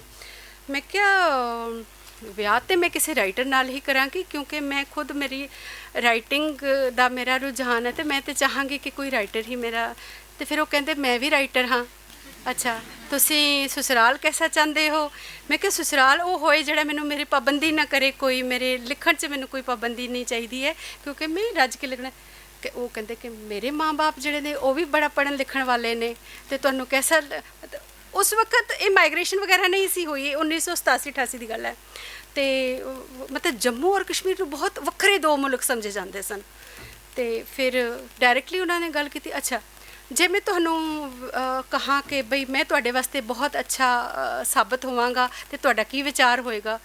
ਉਹ ਜਦੋਂ ਉਹਨਾਂ ਨੇ ਇਸ ਤਰ੍ਹਾਂ ਦੀ ਗੱਲ ਕੀਤੀ ਨਾ ਤੁਸੀਂ ਯਕੀਨ ਕਰੋ ਕਿ ਮੈਨੂੰ ਨਾ ਅੰਮ੍ਰਿਤਾ ਪ੍ਰੀਤਮ ਦਾ ਉਹ ਜਿਹੜਾ ਨਾਵਲ ਸੀ ਨਾ ਡਾਕਟਰ ਦੇਵ, ਮੈਨੂੰ ਲੱਗਾ ਇਹ ਜਿਹੜਾ ਸ਼ਖਸ ਹੈ ਨਾ ਉਹ ਅੰਮ੍ਰਿਤਾ ਪ੍ਰੀਤਮ ਦੇ ਨਾਵਲ ਦਾ ਉਹ ਡਾਕਟਰ ਦੇਵ ਆਪਣੀ ਨਾਇਕਾ ਨੂੰ ਕਹਿ ਰਿਹਾ ਕਿ ਮੈਂ ਹੀ ਤੇਰਾ ਦੇਵ ਹਾਂ।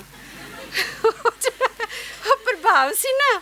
ਮੈਂ ਕਿਹਾ ਹਾਂ ਠੀਕ ਹੈ ਤੁਸੀਂ ਮੇਰੇ ਮਾਮਾ ਜੀ ਨਾਲ ਗੱਲ ਕਰ ਲਓ। ਤੁਸੀਂ ਦੇਖੋ ਮਤਲਬ ਉਸ ਨਾਵਲ ਨੇ ਮੈਨੂੰ 30 ਸਾਲ ਤੇ 32 ਸਾਲ ਮੇਰੀ ਸ਼ਾਦੀ ਨੂੰ ਹੋ ਗਏ ਨੇ, ਅਜੇ 80 ਸਾਲ ਤੱਕ ਉਸ ਨਾਵਲ ਦੇ ਅਸਰ ਨੂੰ ਮੈਂ ਨਾਲ ਲੈ ਕੇ ਚੱਲਣਾ ਹੈ। ਤੇ ਤੁਸੀਂ ਯਕੀਨ ਕਰੋ ਕਿ ਉਹ 2 ਦਿਨਾਂ ਦੇ ਵਿੱਚ ਸਾਡੀ ਗੱਲਬਾਤ ਔਰ 3 ਮਹੀਨੇ ਬਾਅਦ ਸਾਡੀ ਇੰਗੇਜਮੈਂਟ ਔਰ ਉਸ ਮੁਲਾਕਾਤ ਤੋਂ 5 ਮਹੀਨੇ ਬਾਅਦ ਸਾਡੀ ਸ਼ਾਦੀ। ਡਾਕਟਰ ਬਲਜੀਤ ਸਿੰਘ ਰੈਨਾ ਤੁਸੀਂ ਨਾਮ ਸੁਣਿਆ ਹੋਏਗਾ, ਬਹੁਤ ਅੱਛੇ ਰਾਈਟਰ ਨੇ, ਬੜੇ ਕਹਾਣੀਕਾਰ ਨੇ, ਕੱਲ੍ਹ ਸ਼ਾਇਦ ਮੇਰੇ ਨਾਲ ਹੀ ਇੱਥੇ ਹੋਣਗੇ। ਇਹ ਮੈਂ ਇਸ ਕਰਕੇ ਕਹਿੰਦੀ ਹਾਂ ਕਿ ਜੇ ਉਹ ਨਾਵਲੀ ਅਸਰ ਮੇਰੇ ਦਿਮਾਗ 'ਤੇ ਨਾ ਹੁੰਦਾ ਸ਼ਾਇਦ ਮੈਂ ਕਿਸੇ ਹੋਰ ਤਰ੍ਹਾਂ ਦੀ ਸੋਚਣਾ ਸੀ। ਮੈਂ ਕਿਸੇ ਪਰ ਮੇਰੇ ਧਿਆਨ 'ਚ ਸੀ। ਮੈਂ ਕਿਹਾ ਅੱਛਾ ਇਤਨਾ ਰੋਮਾਂਟਿਕ ਨਾਵਲ। ਉਹ ਕਹਿੰਦਾ ਉਸਨੂੰ ਮੈਂ ਤੇਰਾ ਦੇਵ ਹਾਂ ਤੂੰ ਮੈਨੂੰ ਹੀ ਦੇਵ ਆਪਣਾ ਸਮਝ। ਤੇ ਇਹ ਜਿਹੜਾ ਬੰਦਾ ਮੈਨੂੰ ਕਹਿ ਰਿਹਾ ਮੈਂ ਹੀ ਉਸੇ ਤਰ੍ਹਾਂ ਹੀ ਹਾਂ ਤੇ ਹਾਂ ਇਹ ਉਹੀ ਦੇਵ ਹੈ ਜਿਹੜਾ ਮੈਨੂੰ ਕਹਿ ਰਿਹਾ। ਮੈਂ ਆਪਣੇ ਆਪ ਨੂੰ ਉੱਥੇ ਨਾਇਕਾ ਦੇ ਰੂਪ ਵਿੱਚ ਸਮਝ ਕੇ ਉਹਨਾਂ ਨੂੰ ਉਹ ਨਾਇਕ ਸਮਝ ਲਿਆ। ਇਹ ਵੀ ਅਲੜ ਉਮਰ ਵਿੱਚ ਤੁਹਾਡੇ ਉੱਪਰ ਸਾਹਿਤ ਕਿਸ ਤਰ੍ਹਾਂ ਦਾ ਅਸਰ ਕਰਦਾ ਹੈ। ਤੇ ਇਹ ਮੈਂ ਤੁਹਾਨੂੰ ਕਹਿ ਰਹੀ ਹਾਂ ਕਿ ਖਾਸ ਤੌਰ 'ਤੇ ਮੈਂ ਪਿੱਛੇ ਜੇ ਇੱਕ ਸਵਾਲ ਕੀਤਾ ਸੀ ਕਿ ਜਿਹੜੇ ਆਪਾਂ ਸਿਲੇਬਸ ਵਿੱਚ ਕਿਤਾਬਾਂ ਲਗਾਉਂਦੇ ਆ ਨਾ, ਸਿਲੇਬਸ ਦੀ ਚੋਣ ਕਰਨ ਵਾਲਿਆਂ ਨੂੰ ਬਹੁਤ ਧਿਆਨ ਨਾਲ ਉਸ ਉਮਰ ਦੇ ਹਿਸਾਬ ਨਾਲ ਸਿਲੇਬਸ ਨੂੰ ਚੁਣਨਾ ਚਾਹੀਦਾ ਹੈ ਕਿਉਂਕਿ ਬਹੁਤ ਅਸਰ ਕਰਦਾ ਹੈ ਜਿਹੜਾ ਅਸੀਂ ਪੜ੍ਹਦੇ ਹਾਂ। ਜੇ ਤੇ ਉਹ ਸਹੀ ਕਿਤਾਬਾਂ ਤੁਹਾਡੇ ਨਾਲ ਇੰਟਰੋਡਿਊਸ ਕਰਦੀਆਂ ਨੇ ਤਾਂ ਉਹ ਤੁਹਾਡੀ ਪਰਸਨੈਲਿਟੀ ਨੂੰ ਬਣਾਉਣ ਵਿੱਚ ਤੁਹਾਡੇ ਇੱਕ ਸੋਚ ਨੂੰ ਇੱਕ ਦਿਸ਼ਾ ਦੇਣ ਵਿੱਚ ਬਹੁਤ ਸਹਾਇਤਾ ਕਰਦੀਆਂ ਨੇ। ਤੇ ਜੇ ਤੇ ਤੁਹਾਨੂੰ ਪੜ੍ਹਾਉਣ ਵਾਲਾ ਲਿਟਰੇਚਰ ਉਸ ਤਰ੍ਹਾਂ ਦਾ ਹੈ ਕਿ ਜਿਹੜਾ ਤੁਹਾਨੂੰ ਦੂਸਰੇ ਪਾਸੇ ਲੈ ਕਿਉਂਕਿ ਦਿਸ਼ਾ ਉਹ ਉਮਰ ਨਹੀਂ ਹੁੰਦੀ ਕਿ ਤੁਸੀਂ ਸਹੀ ਦਿਸ਼ਾ ਨੂੰ ਚੁਣ ਸਕੋ, ਉਹ ਤੁਸੀਂ ਉਹੀ ਚੁਣਦੇ ਜਿਹੜਾ ਤੁਹਾਡੇ ਸਾਹਮਣੇ ਤੁਹਾਨੂੰ ਦਿਖਾਈ ਜਾਂਦੀ ਹੈ। ਸੋ ਇਹ ਇੱਕ ਬਹੁਤ ਗੰਭੀਰ ਮਸਲਾ ਹੈ। ਖੁਸ਼ਕਿਸਮਤੀ ਮੇਰੀ ਇਹ ਰਹੀ ਕਿ ਜਿਸਨੇ ਮੈਨੂੰ ਕਿਹਾ ਸੀ ਨਾ ਕਿ ਮੈਂ ਤੇਰਾ ਦੇਵ ਹਾਂ ਉਹ ਵਾਕਈ ਅੱਛਾ ਨਿਕਲਿਆ ਕਿਉਂਕਿ ਰਾਈਟਰ ਸੀਗੇ ਉਹ ਆਪ ਵੀ। ਤੇ ਵਿਆਹ ਕਰਕੇ ਜਦੋਂ ਮੈਂ ਆਈ ਤੇ ਬਹੁਤ ਕਿਤਾਬਾਂ ਦੇ ਨਾਲ ਮੇਰਾ ਵਾਸਤਾ ਪਿਆ। ਬਹੁਤ ਉਹਨਾਂ ਦਾ ਉਹ ਆਪ ਵੀ ਮੇਰੀ ਉਹੀਓ ਪ੍ਰੀਜ਼ਾਈਡ ਕਰ ਰਹੇ ਸੀ ਅਸਲ 'ਚ ਜਦੋਂ ਮੈਂ ਕਹਾਣੀ ਪੜ੍ਹ ਰਹੀ ਸਾਂ। ਤੇ ਉਸ ਤੋਂ ਬਾਅਦ ਉਹਨਾਂ ਦੇ ਨਾਲ ਕਿ ਜਦੋਂ 2 ਜਣੇ ਜਦੋਂ ਅਸੀਂ ਕਹਿੰਦੇ ਨਾ ਕਿ ਅਭਿਮਾਨ ਫਿਲਮ ਦੇਖ ਕੇ ਕਿ ਵੀ 2 ਇੱਕੋ ਕਲਾਕਾਰ ਜਦੋਂ ਹੋਣ ਤੇ ਉਹਨਾਂ ਨੂੰ ਆਪਸ ਵਿੱਚ ਕੰਪੀਟੀਸ਼ਨ ਹੋ ਜਾਂਦਾ ਜਾਂ ਇੱਕ ਕੰਪਲੈਕਸ ਸਿਚੁਏਸ਼ਨ ਪੈਦਾ ਹੋ ਜਾਂਦੀ ਹੈ। ਪਰ ਐਸਾ ਵੀ ਨਹੀਂ ਹੁੰਦਾ, ਕਈ ਵਾਰੀ ਉਹ ਸਹੀ ਵੀ ਬੈਠ ਜਾਂਦਾ। ਉਹ ਜਿਹੜਾ ਅਸੀਂ ਉਹ ਖੇਲਦੇ ਆ ਨਾ ਜੂਆ, ਉਹ ਕਈ ਵਾਰੀ ਸਹੀ ਵੀ ਬੈਠ ਜਾਂਦਾ ਹੈ ਕਿਉਂਕਿ ਜੇ ਤੇ ਮੇਰੀ ਸ਼ਾਦੀ ਕਿਸੇ ਹੋਰ ਨਾਲ ਹੋਈ ਹੁੰਦੀ, ਪਹਿਲੀ ਗੱਲ ਮੈਂ ਦੱਸਾਂ ਕਿ ਮੈਂ ਉੱਥੇ ਕਿਉਂ ਉਹਨਾਂ ਦੀ ਹਾਂ ਮਤਲਬ ਕੁਐਸਚਨ ਨੂੰ ਇੱਕਦਮ ਹਾਂ ਕੀਤਾ, ਉਹਦੀ ਵਜ੍ਹਾ ਇੱਕ ਇਹ ਸੀ ਕਿ ਮੈਂ ਕਸ਼ਮੀਰ ਵਿੱਚ ਵਿਆਹ ਨਹੀਂ ਸਾਂ ਕਰਨਾ ਚਾਹੁੰਦੀ ਕਿਉਂਕਿ ਕਸ਼ਮੀਰ ਵਿੱਚ ਲੋਕਾਂ ਦਾ ਨਾ ਸਾਹਿਤਕ ਸਮਝ, ਸਾਹਿਤਕ ਰੁਚੀ ਤੋਂ ਕਿਆ ਸਾਹਿਤਕ ਵਾਤਾਵਰਨ ਹੀ ਨਹੀਂ ਹੈ ਕਸ਼ਮੀਰ ਵਿੱਚ। ਉੱਥੇ ਸਾਡਾ ਕਿਤਾਬਾਂ ਨਾਲ ਜਿਹੜਾ ਵਾਹ ਵਾਸਤਾ ਹੈ ਉਹ ਧਾਰਮਿਕ ਕਿਤਾਬਾਂ ਨਾਲ ਹੈ। ਜਿਨ੍ਹਾਂ ਦੇ ਘਰ ਵਿੱਚ ਵੀ ਕੋਈ ਕਿਤਾਬ ਹੋਏਗੀ, ਪੁਸਤਕ ਹੋਏਗੀ, ਉਹ ਧਾਰਮਿਕ ਹੋਏਗੀ, ਗੁਟਕਾ ਹੋਏਗਾ, ਸਾਖੀ ਹੋਏਗੀ, ਗੁਰਬਾਣੀ ਦੇ ਨਾਲ ਰਿਲੇਟਡ ਤੁਹਾਨੂੰ ਕਿਤਾਬਾਂ ਮਿਲ ਜਾਣਗੀਆਂ। ਪਰ ਜਿਹੜਾ ਨਿਰੋਲ ਸਾਹਿਤ ਹੈ ਉਸ ਦੇ ਨਾਲ ਕੋਈ ਵਾਬਸਤਗੀ ਨਹੀਂ ਹੈ ਕਿਸੇ ਦੀ, ਔਰ ਨਾ ਕੋਈ ਉਸ ਚੀਜ਼ ਨੂੰ ਉਤਸ਼ਾਹ ਹੋਣ ਕਰਨ ਵਾਲਾ ਜਾਂ ਦੇਣ ਵਾਲਾ ਕੋਈ ਮਾਹੌਲ ਹੈ ਉੱਥੇ। ਮੈਂ ਖੁਸ਼ਕਿਸਮਤ ਸਾਂ ਕਿ ਮੇਰੇ ਘਰ ਵਿੱਚ ਅਗਰ ਮੇਰੇ ਮਾਮਾ ਜੀ ਅੱਗੇ ਨਾ ਹੁੰਦੇ, ਉਹਨਾਂ ਦਾ ਇੱਕ ਉਹ ਔਰਾ ਨਾ ਬਣਿਆ ਹੁੰਦਾ, ਤਾਂ ਸ਼ਾਇਦ ਮੇਰਾ ਵੀ ਨਾ ਅੱਗੇ ਮੈਂ ਵੱਧ ਸਕਦੀ। ਪਰ ਮੇਰਾ ਬਚਾਓ ਉਹਨਾਂ ਦੇ ਕਰਕੇ ਹੋ ਗਿਆ, ਔਰ ਉਹਨਾਂ ਦੇ ਕਰਕੇ ਮੈਂ ਅੱਗੇ ਆ ਗਈ। ਤੇ ਪਰ ਕਿਉਂਕਿ ਉੱਥੇ ਮਾਹੌਲ ਹੀ ਐਸਾ ਨਹੀਂ ਸੀ, ਮੈਨੂੰ ਪਤਾ ਸੀ ਜੇ ਮੇਰਾ ਕਸ਼ਮੀਰ ਵਿੱਚ ਵਿਆਹ ਹੋ ਗਿਆ ਮੈਨੂੰ ਕਿਸੇ ਨੇ ਲਿਖਣ ਨਹੀਂ ਦੇਣਾ, ਮਤਲਬ ਇਸ ਚੀਜ਼ ਨੂੰ ਤਾਂ ਕਿਸੇ ਨੇ ਗੋਲਣਾ ਹੀ ਨਹੀਂ ਹੈ ਕਿ ਸਾਹਿਤ ਵੀ ਕੁਛ ਹੁੰਦਾ ਹੈ, ਕਹਾਣੀ ਵੀ ਕੁਛ ਹੁੰਦੀ ਹੈ, ਕਵਿਤਾ ਵੀ ਕੁਛ ਹੁੰਦੀ ਹੈ, ਜਾਂ ਮੈਂ ਲਿਖ ਸਕਾਂਗੀ। ਮੈਂ ਇੱਥੇ ਮਰ ਜਾਵਾਂਗੀ, ਭਾਵੇਂ ਮੈਂ ਕਿੰਨੀ ਵੀ ਅਮੀਰ ਹੋ ਜਾਵਾਂ, ਕਿਤਨਾ ਵੀ ਕੁਛ ਮੈਨੂੰ ਮਿਲ ਜਾਏ, ਪੈਸਾ ਵੀ ਮਿਲ ਜਾਏ, ਸਭ ਕੁਝ, ਲੇਕਿਨ ਮੇਰੀ ਜਿਹੜੀ ਅੰਦਰਲੀ ਜੋ ਮੇਰੇ ਅੰਦਰ ਜੋ ਭੁੱਖ ਹੈ ਉਹ ਸਾਹਿਤ ਦੀ ਹੈ, ਇਹ ਇਹਨੇ ਪ੍ਰਵਾਨ ਨਹੀਂ ਚੜ੍ਹਨਾ ਇੱਥੇ। ਸੋ ਮੈਂ ਜਦੋਂ ਮੇਰੇ ਦੇਵ ਨੇ ਕਿਹਾ ਮੈਂ ਜੰਮੂ ਤੋਂ ਹਾਂ, ਮੇਰੇ ਘਰ ਦਾ ਲਿਟਰੇਰੀ ਮਾਹੌਲ ਹੈ, ਮੇਰੇ ਇਹ ਹੈ, ਮੈਂ ਕਿਹਾ ਹਾਂ ਠੀਕ ਹੈ, ਤੁਸੀਂ ਮਾਮਾ ਜੀ ਨਾਲ ਗੱਲ ਕਰ ਲਓ। ਉਹ ਮਤਲਬ ਇੱਕੋ ਦਿਨ 'ਚ ਗੱਲ ਵੀ ਹੋ ਗਈ, ਇੱਕੋ ਦਿਨ 'ਚ ਹਾਂ ਵੀ ਹੋ ਗਈ, 4 ਮਹੀਨੇ ਵਿੱਚ ਸ਼ਾਦੀ ਵੀ ਹੋ ਗਈ। ਔਰ ਉਸ ਸ਼ਾਦੀ ਦਾ ਨਤੀਜਾ ਇਹ ਹੋਇਆ ਕਿ ਮੈਂ ਮੇਰੀ ਵਾਕਈ ਕਿ ਮੇਰੇ ਲਿਖਣ ਦਾ ਜਿਹੜਾ ਇੱਕ ਰਸਤਾ ਸੀ ਉਹ ਬਹੁਤ ਹੀ ਸੌਖਾ ਹੋ ਗਿਆ, ਕਿਉਂਕਿ ਜਦੋਂ ਵੀ ਆਪਾਂ ਜਾਣਾ ਦੋਨਾਂ ਨੇ ਸਮਝਦੇ ਸਾਂ ਕਿ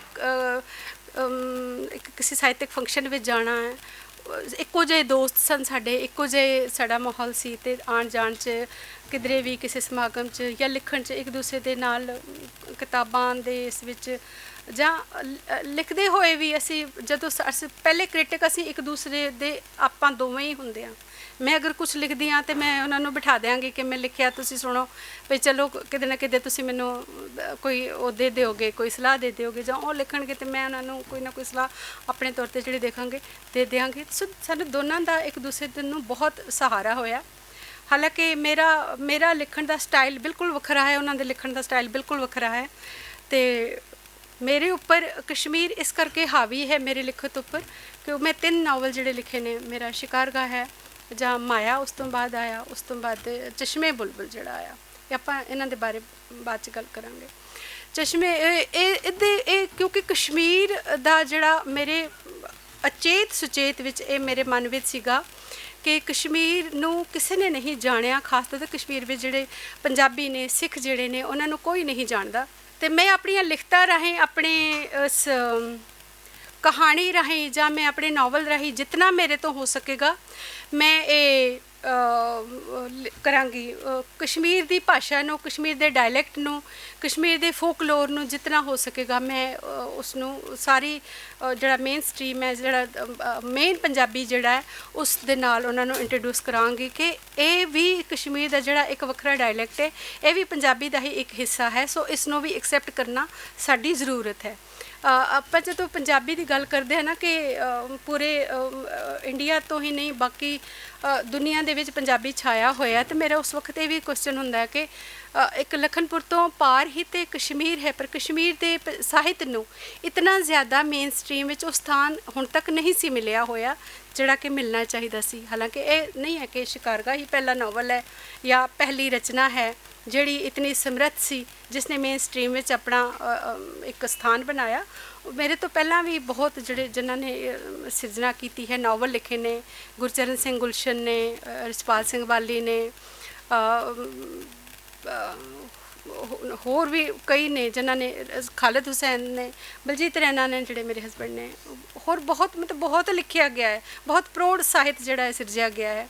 ਪਰ ਥੋੜ੍ਹੇ ਹਿਸਾਬ ਨਾਲ ਅਗਰ ਉਹਨਾਂ ਨੂੰ ਮਾਨਤਾ ਮਿਲੀ ਵੀ ਹੈ ਮੇਨ ਸਾਹਿਤ ਵਿੱਚ, ਪਰ ਜਿਤਨਾ ਜੋ ਲਿਖਣ ਦੀ ਕੁਆਲਿਟੀ ਹੈ ਸੀ ਉਸ ਨੂੰ ਉਤਨਾ ਸਥਾਨ ਨਹੀਂ ਸੀ ਮਿਲਿਆ, ਜਿਹੜਾ ਕਿ ਸਾਨੂੰ ਹਮੇਸ਼ਾ ਇੱਕ ਰੰਜ ਰਹਿੰਦਾ ਸੀ, ਇੱਕ ਜਿਹੜਾ ਸਾਨੂੰ ਤਕਲੀਫ ਸੀ ਕਿ ਕਿਉਂ ਨਹੀਂ ਇਸ ਚੀਜ਼ ਨੂੰ ਗੋਲਿਆ ਜਾ ਰਿਹਾ।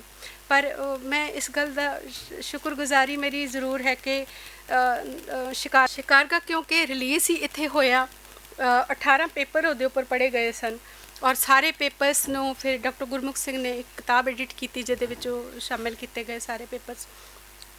ਸੋ ਉਹ ਇੱਕ ਵਿਸਫੋਟਿਕ ਰਿਲੇਸ਼ਨ ਜਿਹੜਾ ਸੀ ਉਹ ਬਣਿਆ ਹੈ ਕਸ਼ਮੀਰ ਦੇ ਸਾਹਿਤ ਦਾ ਪੰਜਾਬ ਦੇ ਸਾਹਿਤ ਦੇ ਨਾਲ, ਔਰ ਤੁਹਾਡੇ ਸਾਰਿਆਂ ਤੱਕ ਉਹ ਪਹੁੰਚਿਆ। ਦਿੱਲੀ ਯੂਨੀਵਰਸਿਟੀ ਵਿੱਚੋਂ ਮੈਨੂੰ ਲੱਗਦਾ ਸਿਲੇਬਸ ਵਿੱਚ ਕੁਝ ਪੜ੍ਹਾਇਆ ਵੀ ਜਾ ਰਿਹਾ, ਔਰ ਬਹੁਤ ਸਾਰੇ MPhil ਔਰ PhDs ਵੀ ਉਹਦੇ ਉੱਪਰ ਹੋਈਆਂ ਨੇ, ਸਟੇਟ ਅਵਾਰਡ ਵੀ ਮਿਲਿਆ ਉਸਨੂੰ, ਇੰਟਰਨੈਸ਼ਨਲ ਨੈਸ਼ਨਲ ਅਵਾਰਡ ਵੀ ਉਸਨੂੰ ਮਿਲੇ ਨੇ। ਉਸ ਤੋਂ ਬਾਅਦ ਜਿਹੜੇ ਨਾਵਲ ਲਿਖੇ ਗਏ ਨੇ ਉਹ ਵੀ ਸਾਹਿਤਕ ਹਲਕਿਆਂ ਵਿੱਚ ਬਹੁਤ ਚਰਚਿਤ ਰਹੇ ਨੇ, ਲੇਕਿਨ ਜੋ ਪਹਿਚਾਣ ਸ਼ਿਕਾਰਗਾ ਨੇ ਦਿਵਾਈ ਸੋ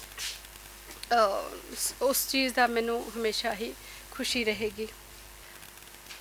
मैं जम्मू कश्मीर के तुहानूं साहित्य बारे गल करना चाहांगी कि जम्मू कश्मीर विच कविता भी लिखी जाती है, कहानी भी लिखी जा रही है और नावल भी लिखे जा रहे हैं। मेरे तो पहला भी बहुत सारे नावल लिखे गए ने, बट मोस्टली क्यों जिहड़ी मैं कहा कि मेन स्ट्रीम नाल उस साहित्य का ज़्यादा असर अगर नहीं रहा तो उहदे कारण ने।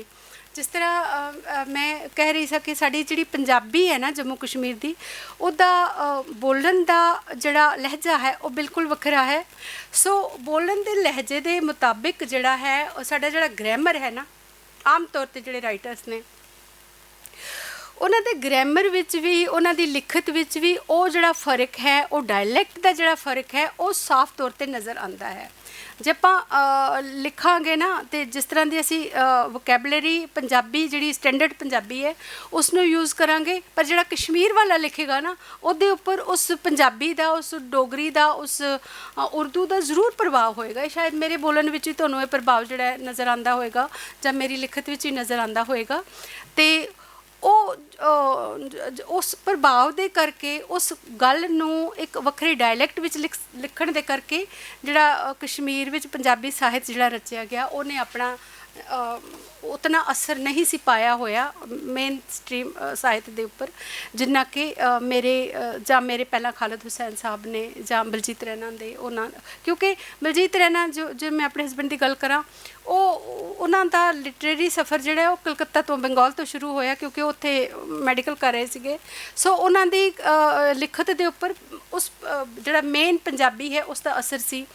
खालिद हुसैन जिहड़े साडे राइटर ने जिन्होंने इस बारी साहित्य अकैडमी अवार्ड भी मिलिया है, उन्हां दी जिहड़ी कहानी है क्योंकि कहानी ही लिखते हैं, उन्हां दी कहानी एक जम्मू कश्मीर के खास तबके नाल यानी कि मुस्लिम परिवार चों ने ते एक मुस्लिम कल्चर जिहड़ा फोक कल्चर जिहड़ा है उन्होंने फोकस करके लिखते हैं। उन्हां दा मुहावरा, उन्हां दा लहजा, उन्हां दा जिहड़ा तरीका है लिखण दा, एक शैली जिहड़ी है वो फोक लोर नाल बहुत मिलती है जिहड़ी कि पढ़न वाले नूं बहुत अपने वाल आकर्षित करती है ते एक इंटरस्ट जिहड़ा है उन्हां दा जिहड़ा साहित्य है पैदा करता है। और इसे करके उन्हां दी जिहड़ी कहानी है बहुत मकबूल यानी कि बहुत प्रसिद्ध भी होंदी है, बहुत लोग उसनूं पसंद भी करते हैं और उस पसंदीदगी के करके ही उन्होंने इस बारी साहित्य अकैडमी का अवार्ड मिलिया है। उस तो बाद हरभजन सिंह सागर ने कहानीकार ने, उन्होंने भी बहुत अच्छी कहानियाँ लिखिया ने। गुरचरण सिंह गुलशन ने 3 नावल लिखे ने, उन्हों का भी बहुत। भूपेंद्र सिंह सूदन एक बहुत अच्छे सन, उन्होंने प्रोफैसर भूपेंद्र सिंह सूदन उन्होंने नावल लिखे ने, बहुत वधिया नावल लिखे ने।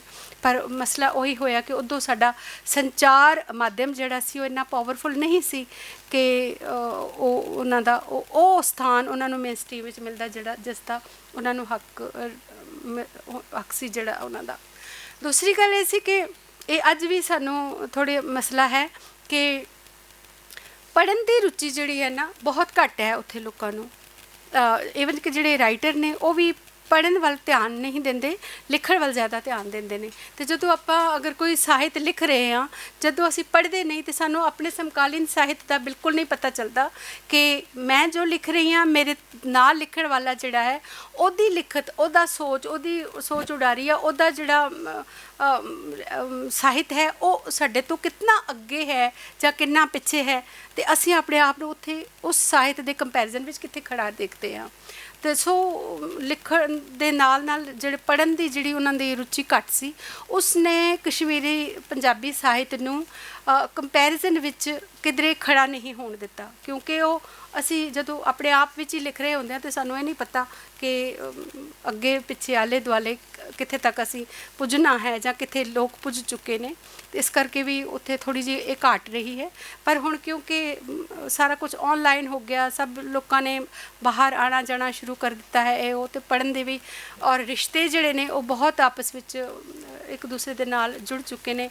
असी समझ रहे हैं एक दूसरे नूं। मैं तुहाडे सामने इत्थे हुण तक शायद हो सकदा तुसीं मेरी कोई पुस्तक ना भी पढ़ी पढ़ी होए, पर हुण जदों आपां गल करदे हां कोई ना कोई एक इंटरस्ट पैदा हुंदा है तो जरूर असीं कोशिश करदे हां कि अच्छा मैं इन्हां नूं जाणदी हां या इन्हां दा ये नावल आया, अगर तुहाडी नज़र भी पएगी तो जरूर तुहाडा मन करेगा कि असीं पढ़ीए इसनूं। तो सो जो एक आदान प्रदान है, एक रूबरू एक आमने सामने की जिहड़ी गल हुंदी है वो बहुत जिहड़ा है असर करती है कि एक ਸਾਹਿਤ ਨੂੰ लोकां तक पहुँचाउण वास्ते। हुण मेरे नावल जिहड़े ने तीनों जिहड़े ने उन्हां दा हिंदी अनुवाद जिहड़ा है वो हो चुका होया है तो चश्मे बुलबुल का अनुवाद अजे हो रहा है।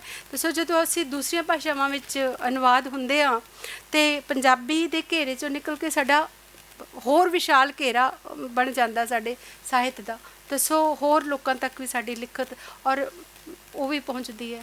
दूसरी गल मैं ये भी कहना चाहांगी कि नावल खास तौर पर एक कथा है, कहानी है, बेसिक एक कहानी हुंदी है जिहड़ी कहानी आपां सांझी करते हैं, पर उस कहानी नूं किस तरह असी प्रस्तुत कर रहे हैं, उस कहानी नूं किस तरह की असी लिख रहे हैं। कहानियाँ गिणिया चुनिया कुछ ही हुंदियां ने, भावें छोटी कहानी है जां भावें नावल है, पर उसनूं असी किस शैली विच किन्ना अर्थां विच किहड़ा लिबास पवा के असी उसनूं प्रस्तुत कर रहे हैं। वो जिहड़ी लिबास की चोण है साडी, वो जिहड़ी उसनूं अलंकार और उसते शैली जिहड़ी है, लिखत शैली जिहड़ी है किस विच प्रस्तुत करके असी सारिਆਂ ਦੇ सामने पेश करते हैं, ਉਹੀ एक राइटर का जिहड़ा हासिल है वो बनता है। मेरी लिखत का जिहड़ा है, अगर तुसी मेरा नाम नहीं भी पढ़ोगे पर जदों मैं मेरी कोई लिखत सामने आएगी, एक मेरा जिहड़ा स्टाइल होएगा वो अपने आप ही दसेगा कि ये मेरा मैं लिखिया होया। जब आपां खालिद हुसैन की कहानी पढ़ते हाँ, जे खालिद हुसैन का नाम ना भी होए उहदे उपर, पर उहदी भाषा या उहदा जिहड़ा स्ट्रक्चर है जां उहदा स्टाइल जिहड़ा है उहनूं देख के असीं कह देंगे कि ये खालिद हुसैन की कहानी है। सो हर राइटर नूं उहदी जिहड़ी लिखत है, लिखण का स्टाइल जिहड़ा है वही एक दूसरे तो वखरा करता है, तो जिहदे विच इस एक कला जिहड़ी है पावरफुल होएगी, वही उसे दा ही प्रभावशाली होएगा। क्योंकि कहानी कहण दे नाल नाल पात्रा राही हर राइटर जिहड़ा है वो अपना फलसफा, अपनी सोच, अपना विचार जिहड़ा है उसनूं प्रस्तुत करता है। हुण पात्र जिहड़े ने वो अपने आप ते मूँहों बोलते नहीं ने कि मैं ये बोलना है जां मैं अगे ये करना। असीं ते कहंदे हां कि असीं पात्रां नूं खुला छड्ड दिंदे हां ते उन्हां ने अपनी मर्जी का व्यवहार करते हैं, पर किस तरह करते हैं व्यवहार, कलम तो राइटर के हथ में हुंदी है ना। भावें पात्र का जो नेचर है, पात्र का जो आपां एक सिरजिया होया उसका माहौल, उसका किरदार, असी बेशक उसके किरदार के अकॉर्डिंग उसनूं प्रस्तुत कर रहे हैं, पर कर कौन रहा, राइटर ही कर रहा ना। तो सो जो राइटर की अपनी विचारधारा होएगी, अपना फलसफा होएगा, अपना ज्ञान होएगा, वही वो उस किरदार दे राही, उस पात्र दे राही जिहड़ा है वो बाहर कढ़ेगा, दसेगा इस तरह का। तो सो एक माध्यम बनता है राइटर का अपना एक निजी ज्ञान जिहड़ा है, निजी अनुभव जिहड़ा है उसनूं प्रस्तुत करन दा भी ਸਾਹਿਤ जिहड़ा है। हुण जिसके कोल जिस तरह का अनुभव होएगा, जिसके कोल जितना ज्ञान होएगा, उसकी लिखत जिहड़ी है उतना ही प्रभाव सिरजेगी, उस तरह का ही प्रभाव सिरजेगी। साडे कश्मीर विच ना जिहड़े मेन नावलिस्ट ने वो 3-4 ही ने। पहला जिस तरह मैं गुरचरण सिंह गुलशन की गल की है और भुपिंदर सुदन की गल की है। भुपिंदर सुदन जदों नावल लिखते सी वो मार्क्सवादी प्रभाव विच लिखते सी। सो उन्हां दा नावल जिहड़ा है उस लहर नूं समर्पित सीगा और उसके आले दुआले ही बुनिया होया सी। फिर उस तो बाद नावल जिहड़ा गुरचरण सिंह गुलशन ने लिखिया सूरा नावल आया, उन्होंने 47 का जिहड़ी त्रासदी है 47 की वंड नूं लैके लिखिया। उस तो बाद एक नावल ने, मैं अपनी गल करन तो पहले एक होर नावलकार की गल करदी हाँ। उन्होंने पिछले 4 साल विच घट्टो घट्ट 12 नावल आ गए ने। तुसीं यकीन करोगे कि हर साल उन्होंने 3 या 4 नावल आ रहे हैं और वो लगातार लिख रहे हैं। उन्होंने स्टाइल की है कि वो लिखते ने, ਜਿਹੜੇ चैप्टर लिखी जाते हैं ना वो चैप्टर प्रकाशक नूं भेज देंगे ने कि तुसीं छापी जाओ, तो वो 2 महीने में उन्हों का नावल तैयार हो जाता, 3 महीने में उन्हों का नावल तैयार हो जाता है। हालांकि एज उन्हों की इस समय कम से कम 70 साल होएगी, लेकिन ਇੱਕ ਤੇ ਹਾਂਜੀ ਭੁਪਿੰਦਰ ਸਿੰਘ ਰੈਨਾ, ਨਦੀ ਤੇ ਨਾਰੀ ਕੁਛ ਨਵਾਂ ਹੁਣ ਨਾਵਲ ਆਇਆ ਉਹਨਾਂ ਦਾ। ਉਹ ਇਤਨੇ ਜ਼ਿਆਦਾ ਨੇ ਕਿ ਸਾਨੂੰ ਨਾਮ ਯਾਦ ਨਹੀਂ ਰਹਿੰਦੇ, ਕਿਉਂਕਿ ਹਰ ਤੀਸਰੇ ਮਹੀਨੇ ਜਿਹੜਾ ਉਹਨਾਂ ਦਾ ਇੱਕ ਨਾਵਲ ਰਿਲੀਜ਼ ਹੋ ਰਿਹਾ ਹੁੰਦਾ ਹੈ। ਮਸਲਾ ਇਹ ਹੈ ਕਿ ਇਸ ਗੱਲ ਦੀ ਖੁਸ਼ੀ ਹੈ ਕਿ ਉਹ ਨਾਵਲ ਜਿਹੜੇ ਨੇ ਪੰਜਾਬੀ ਸਾਹਿਤ ਦੇ ਕੁਝ ਵੀ ਹੈ, ਪਰ ਗਿਣਤੀ ਜਾਂ ਆਪਾਂ ਜਦੋਂ ਪੰਜਾਬੀ ਨਾਵਲਾਂ ਦੇ ਕਸ਼ਮੀਰ ਵਿੱਚ ਕਿਤਨੀ ਕਿਤਾਬਾਂ ਛਪ ਰਹੀਆਂ ਨੇ। ਮੈਂ ਪੰਜਾਬੀ ਦੀ ਮੈਂ ਜੰਮੂ ਕਸ਼ਮੀਰ ਦੀ ਜਿਹੜੀ ਲਾਇਬ੍ਰੇਰੀਜ਼ ਨੇ ਨਾ, ਮੇਨ ਲਾਇਬ੍ਰੇਰੀਜ਼ ਜਿਹੜੀਆਂ ਨੇ, ਨੈਸ਼ਨਲ ਲਾਇਬ੍ਰੇਰੀ, ਮੈਂ ਉਸ ਦੀ ਐਡਵਾਈਜ਼ਰੀ ਮੈਂਬਰ ਹਾਂ। ਅਤੇ ਜਦੋਂ ਆਪਾਂ ਨੂੰ ਸਾਲ ਦੇ ਕਿਤਾਬਾਂ ਦੀ ਚੋਣ ਕਰਨੀ ਹੁੰਦੀ ਹੈ ਨਾ, ਬਈ ਸਾਰੀਆਂ ਲਾਇਬ੍ਰੇਰੀਆਂ ਵਾਸਤੇ ਅਸੀਂ ਕਿਤਾਬਾਂ ਕਿੰਨੀਆਂ ਖਰੀਦਣੀਆਂ ਨੇ, ਅਤੇ ਜਿੱਥੇ ਕਸ਼ਮੀਰੀ ਭਾਸ਼ਾ ਦੀ ਹਰ ਸਾਲ 250 ਕਿਤਾਬ ਹੁੰਦੀ ਹੈ, ਹਿੰਦੀ ਦੀਆਂ ਘੱਟੋ ਘੱਟ 150-200 ਕਿਤਾਬ ਹੁੰਦੀ ਹੈ, ਉਰਦੂ ਦੀਆਂ ਵੀ 150-200 ਕਿਤਾਬ 200 ਦੇ ਕਰੀਬ ਹੁੰਦੀਆਂ ਨੇ, ਉੱਥੇ ਪੰਜਾਬੀ ਦੀ ਡੋਗਰੀ ਦੀਆਂ ਉੱਥੇ ਕਮ ਸੇ ਕਮ 100 ਤੋਂ ਉੱਪਰ ਕਿਤਾਬ ਹੁੰਦੀ ਹੈ ਹਰ ਸਾਲ। ਉੱਥੇ ਪੰਜਾਬੀ ਜਿਹੜੀ ਹੈ ਹਾਰਡਲੀ 10 ਕਿਤਾਬਾਂ ਹੋਣਗੀਆਂ, 12 ਕਿਤਾਬਾਂ ਹੋਣਗੀਆਂ ਹਰ ਸਾਲ। ਸੋ ਜਦੋਂ ਭੁਪਿੰਦਰ ਸਿੰਘ ਰੈਨਾ ਨਾਵਲ ਲਿਖਦੇ ਨੇ ਹਰ ਸਾਲ ਵਿੱਚ 3-4 ਨਾਵਲ, ਅਤੇ ਇੱਕ ਗੱਲ ਦੀ ਸਾਨੂੰ ਖੁਸ਼ੀ ਵੀ ਹੁੰਦੀ ਹੈ ਕਿ ਪੰਜਾਬੀ ਨਾਵਲ ਦੀ ਝੋਲੀ ਵਿੱਚੋਂ ਲਗਾਤਾਰ ਨਾਵਲ ਜਿਹੜੇ ਨੇ। ਦੂਸਰੀ ਗੱਲ ਵੱਖਰੀ ਹੈ ਕਿ ਉਹਦਾ ਮਿਆਰ ਕੀ ਹੈ, ਕਿਉਂਕਿ ਜਦੋਂ ਆਪਾਂ ਨਿਰੰਤਰ ਲਿਖੀ ਜਾਂਦੇ ਆ ਨਾ ਬਿਨਾਂ ਬ੍ਰੇਕ ਦਿੱਤੇ ਹੋਏ, ਅਤੇ ਉਹਦੀ ਕੁਆਲਿਟੀ ਵੱਲ ਅਸੀਂ ਉਤਨਾ ਧਿਆਨ ਦੇ ਨਹੀਂ ਸਕਦੇ ਜਿੰਨਾ ਕਿ ਅਸੀਂ ਗਿਣਤੀ ਵੱਲ ਧਿਆਨ ਦਿੰਦੇ ਹਾਂ। ਅਸੀਂ ਗਿਣਤੀ ਨੂੰ ਰੱਖਦੇ ਹਾਂ ਕਿ ਮੇਰੇ ਇਸ ਸਾਲ ਕਿਤਨੇ ਨਾਵਲ ਆ ਗਏ, ਇਹ ਸਾਨੂੰ ਫਖਰ ਹੁੰਦਾ, ਪਰ ਇਤਨੀ ਜਲਦੀ ਵਿੱਚ ਕਿਹਾ ਸਾਨੂੰ ਉਸ ਨਾਵਲ ਨੂੰ ਲਿਖਣ ਦੇ ਵਿੱਚ, ਪਰਖਣ ਵਿੱਚ, ਉਹਨੂੰ ਸੋਧਣ ਵਿੱਚ, ਜਾਂ ਉਹਦਾ ਇੱਕ ਕੰਟੈਂਟ ਤਿਆਰ ਕਰਨ ਵਿੱਚ ਅਸੀਂ ਆਪਣੀ ਲਿਖਤ ਨੂੰ ਇਤਨਾ ਟਾਈਮ ਦਿੰਦੇ ਹਾਂ। ਅਗਰ ਨਹੀਂ ਦੇ ਰਹੇ ਤਾਂ ਕਿਤੇ ਨਾ ਕਿਤੇ ਸਾਨੂੰ ਖੜੋਤ ਆਪਣੇ ਆਪ ਵਿੱਚ ਪੈਦਾ ਕਰਨੀ ਪਏਗੀ ਕਿ ਸਾਲ ਵਿੱਚ ਅਗਰ ਅਸੀਂ ਇੱਕੋ ਹੀ ਚੀਜ਼ ਲਿਖੀਏ, ਪਰ ਉਸ ਚੀਜ਼ ਨੂੰ ਇਤਨਾ ਟਾਈਮ ਜ਼ਰੂਰ ਦਈਏ ਕਿ ਅਸੀਂ इतना पका के, इतना तैयार करके उसनूं छपण लई दईए, ताकि उसका एक अपना एक असर जिहड़ा है, ਜਾਂ जो गल आपां उस नावल दे राहीं करना चाह रहे हैं, वो गल जिहड़ी है वो साडे पाठकां तक सही माने विच पहुँच सके। सो भुपिंदर सिंह रैना लगातार लिख रहे हैं उस तरह ही हर साल के 3-4 नावल, और उस तो बाद मेरा नावल आया है। मैं पहला शुरुआत जिस तरह की मैंने दसी है कि मैं कविता विच कीती सी, फिर उस तो बाद मैं कहानी वाल हो गई। कहानी दी मेरियां 2 किताबां आईयां, उहदे विच भी बहुत सारिया कहानियां सीगियां जिहड़ियां कि बहुत ही होईयां, जिन्हां ने बहुत चर्चा दिवाई। और जदों मैं शिकारगा नावल लिख रही सी ना, मैनूं ये बिल्कुल नहीं सी पता कि मैं नावल लिख रही हाँ। यकीन करो कि मैनूं ये नहीं सी पता कि मैं ये नावल है, क्योंकि मैनू नहीं सी पता कि नावल दे लिखण के मापदंड की ने, जां किस तरह की उसकी तैयारी करनी है, किस तरह का उसका वो लिखण का की सुभाव होना चाहिए। कहानी तो मैं लिखी रही सा, पर एक टाइम ऐसा आया कश्मीर की मिलिटेंसी का, कुछ ऐसे हादसों के विचों मैं खुद गुजरी। तुसी नावल अगर पढ़ोगे तो उहदे विच जिहड़ी निक्की है, जिहड़ा मेन करैक्टर है, उसके फादर की डैथ हो जाती है। और ये मेरी अपनी गल सी कि मेरे फादर की जिस वक्त डैथ हुई, मेरी मम्मी इकल्ले सन घर, असी जम्मू विच सां, मेरे ब्रदर लद्दाख विच सन, ते राती 2 बजे मेरे फादर बीमार होए, उन्होंने शुगर अटैक होया, और 2 बजे तो लैके सवेरे 5:30 तक मेरी माँ पिंड के हर दरवाजे ते दस्तक देने वास्ते गई कि कोई घरों बाहर निकले कि मेरी मदद करे, कि मेरे पापा मतलब वो समझो कि आखिरी साहां ते सीगे, पर किसी ने अपना दरवाज़ा नहीं खोले। इवन कि मेरे चाचे ताया ने भी दरवाजे नहीं खोले, कि वो घर घर जाके दस्तक देंदे रहे। वो दरवाजे क्यों नहीं खोले? क्योंकि वो मिलिटेंसी का वो दौर सी कि रातां नूं या तो मिलिटेंट आके दरवाजे खटकाते सन शैल्टर लैण वास्ते, या फौज दरवाजे खटकाती सी मिलिटेंटां की तलाशी करने वास्ते। ये दोनों चीज़ों की दहशत ऐसी सी कि आवाज़ा लगा के भी किसी ने उन्होंने दरवाज़ा नहीं खोलिया। और 6 बजे जो गुरुद्वारे में भाई ने सवेरे पाठ पढ़ना शुरू किया, लोग घरों चों बाहर निकले, तद तक मेरे पापा पूरे हो चुके हुए सन। ये वो सी कि हादसा सी मेरे नाल, कि मतलब एक होंदा ना कि एक दर्द जदों अपनी इंतहा चों गुजरदा है, तो उदों फिर कुछ ना कुछ साडे मन विचों इस तरह का निकलदा है।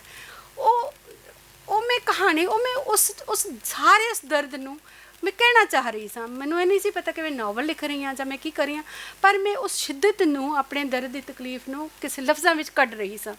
ਔਰ ਕੱਢਦੇ ਕੱਢਦੇ ਜਦੋਂ ਮੈਂ ਉਹ ਲਿਖਿਆ ਗਿਆ ਨਾ, ਮੈਨੂੰ ਲੱਗਾ ਜਦੋਂ ਮੈਂ ਇੱਕ ਘਟਨਾ ਦੇ ਬਾਰੇ ਗੱਲ ਕੀਤੀ, ਮੈਂ ਕਿਹਾ ਕੱਲ ਤੇ ਇਹ ਵੀ ਹੋ ਗਿਆ ਸੀ, ਪਰਸੋਂ ਉੱਥੇ ਤੇ ਉਹ ਹੋਇਆ ਸੀ, ਮੇਰੇ ਇਹਦੇ ਨਾਲ ਉਹ ਹੋਇਆ, ਮੇਰੇ ਉਹਦੇ ਨਾਲ ਉਹ ਸਾਰਾ ਕੁਝ ਜਦੋਂ ਮੈਨੇ ਚੇਤਿਆਂ ਵਿੱਚ ਆਂਦਾ ਗਿਆ ਨਾ, ਤੇ ਉਹ ਇਨ ਬਿਨ, ਔਰ ਉਹਦੇ ਵਿੱਚ ਕੁਝ ਮਿਲਾਵਟ ਨਹੀਂ, ਕੋਈ ਕੁਝ ਨਹੀਂ।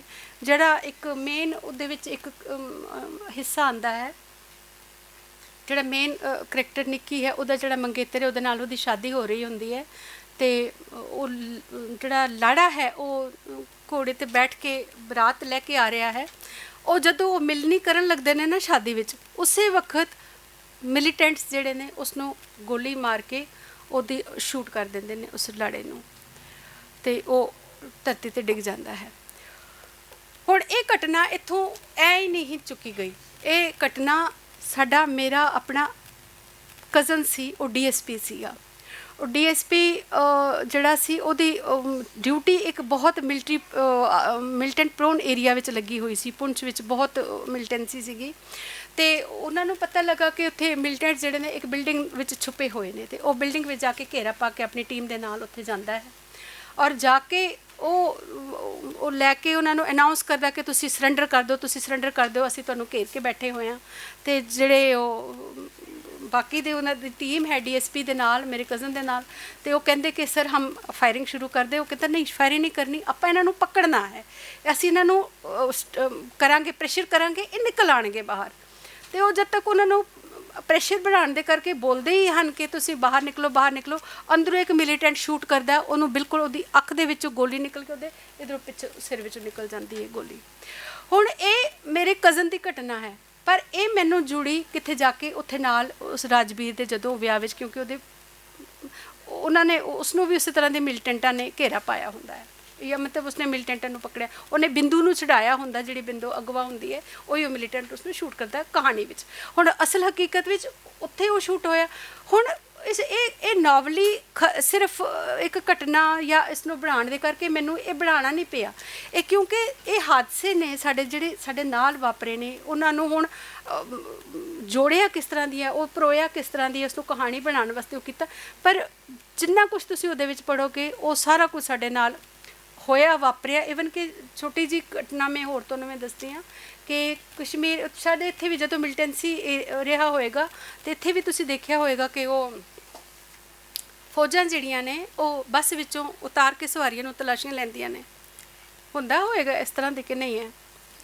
ਸਾਡੇ ਉੱਥੇ ਕੀ ਸੀ ਕਿ ਜਿਹੜੀ ਮੈਂ ਗੱਲ ਕਰ ਰਹੀ ਸੀ ਨਾ ਕਿ ਤਰਾਲ ਕਸਬਾ ਜਿਹੜਾ, ਉੱਥੇ ਤੋਂ ਸਾਡਾ ਪਿੰਡ ਜਿਹੜਾ ਹੈ ਉਹ 12-13 ਕਿਲੋਮੀਟਰ ਦੂਰ ਹੈ, ਅਤੇ ਜਦੋਂ ਬੱਸ ਹੁਣ ਤਾਂ ਬੱਸ ਅੱਧੇ ਰਸਤੇ ਤੱਕ ਜਾਂਦੀ ਹੈ, ਤਾਂ ਉਸ ਅੱਧੇ ਰਸਤੇ 'ਚੋਂ ਵੀ ਇੱਕ ਜਗ੍ਹਾ ਇਹਨਾਂ ਦਾ ਹੈ, ਆਰਮੀ ਨੇ ਆਪਣਾ ਉਹ ਬਣਾਇਆ ਹੋਇਆ, ਜਿੱਥੇ ਉਹ ਮਤਲਬ ਰੋਕਦੇ ਨੇ ਬੱਸਾਂ ਨੂੰ, ਅਤੇ ਉਹ ਤਲਾਸ਼ੀਆਂ ਲੈਂਦੇ ਨੇ ਸਾਰੀਆਂ ਬੱਸਾਂ ਦੀ। ਅਤੇ ਉਹਨਾਂ ਨੇ ਕੀ ਕਰਨਾ ਕਿ ਉਹ ਜਿਹੜੀਆਂ ਸਵਾਰੀਆਂ ਹੁੰਦੀਆਂ ਨੇ ਉਹਨਾਂ ਨੂੰ ਥੱਲੇ ਉਤਾਰ ਲੈਂਦੇ ਨੇ, ਅਤੇ ਬੱਸ ਦੀ ਤਲਾਸ਼ੀ ਲੈਂਦੇ ਨੇ। ਫਿਰ ਉਹ ਸਵਾਰੀਆਂ ਦੀ ਪੂਰੀ ਸਕਰੀਨਿੰਗ ਹੁੰਦੀ ਹੈ, ਉਹਨਾਂ ਦੀ ਪੂਰੀ ਤਲਾਸ਼ੀ ਹੁੰਦੀ ਹੈ, ਬਹੁਤ ਦੁਰਗਤ ਹੁੰਦੀ ਹੈ, ਅਤੇ ਫਿਰ ਅੱਗੇ ਤੱਕ ਚਲਾ ਕੇ ਉਹਨਾਂ ਨੂੰ ਫਿਰ ਬੱਸ ਦੇ ਵਿੱਚ ਉਹਨਾਂ ਨੂੰ ਬੈਠਣਾ ਹੁੰਦਾ ਹੈ। ਉਸ ਦਰਮਿਆਨ ਕੀ ਹੈ ਕਿ ਜਿਹੜੀਆਂ ਔਰਤਾਂ ਨੇ ਉਹ ਬੱਸ ਵਿੱਚ ਹੀ ਰਹਿੰਦੀਆਂ ਨੇ, ਉਹਨਾਂ ਨੂੰ ਨਹੀਂ ਥੱਲੇ ਉਤਾਰਿਆ ਜਾਂਦਾ, ਉਹਨਾਂ ਦੀ ਬੱਸ ਵਿੱਚ ਹੀ ਤਲਾਸ਼ੀ ਲਈ ਜਾਂਦੀ ਹੈ। ਹੁਣ ਇਹ ਮੇਰੇ ਸਾਹਮਣੇ ਦੀ ਘਟਨਾ ਹੈ ਕਿ ਮੈਂ ਬੈਠੀ ਹੋਈ ਹਾਂ, ਮੇਰੇ ਨਾਲ ਕੋਈ ਹੋਰ ਬੈਠੀ ਹੈ, ਮੇਰੇ ਨਾਲ ਖੱਬੇ ਪਾਸੇ 2 ਮੁਸਲਿਮ ਔਰਤਾਂ ਬੈਠੀਆਂ ਹੋਈਆਂ ਨੇ। ਇੱਕ ਬਜ਼ੁਰਗ ਹੈ ਕੋਈ 50-60 ਸਾਲ ਦੀ, ਇੱਕ ਉਹਦੀ ਬਹੂ ਹੈ, ਉਹ ਕੋਈ 25-30 ਸਾਲ ਦੀ ਲੜਕੀ ਹੈ, ਦੋਨਾਂ ਨੇ ਬੁਰਕੇ ਪਾਏ ਹੋਏ ਨੇ। ਉਹ ਜਿਹੜੇ ਆਰਮੀ ਵਾਲੇ ਤਲਾਸ਼ੀ ਕਰਨ ਵਾਸਤੇ ਆਉਂਦੇ ਨੇ ਨਾ, ਉਹ ਆ ਕੇ ਉਹਨਾਂ ਦਾ ਨਾ ਇੱਕ ਬੜਾ ਡੋਮੀਨੇਟਿੰਗ, ਆਪਾਂ ਜਦੋਂ ਮਿਲੀਟੈਂਟਸ ਦੀ ਗੱਲ ਕਰਦੇ ਆ ਨਾ ਤਾਂ ਸਾਡੇ ਮਨ ਵਿੱਚ ਆਉਂਦਾ ਨਾ ਕਿ ਇਹ ਜ਼ੁਲਮ ਕਰ ਰਹੇ ਨੇ, ਪਰ ਤੁਸੀਂ ਦੇਖੋਗੇ ਕਿ ਕਸ਼ਮੀਰ ਵਿੱਚ ਜਿਹੜੇ ਇਹ ਫੌਜਾਂ ਵੀ ਨੇ ਨਾ, ਇਹ ਵੀ ਘੱਟ ਮਾਨਸਿਕ ਟੌਰਚਰ ਇਹ ਵੀ ਘੱਟ ਨਹੀਂ ਕਰਦੀਆਂ, ਇਹਨਾਂ ਦਾ ਵੀ ਬਹੁਤ ਟੌਰਚਰ ਹੈ ਉੱਥੇ।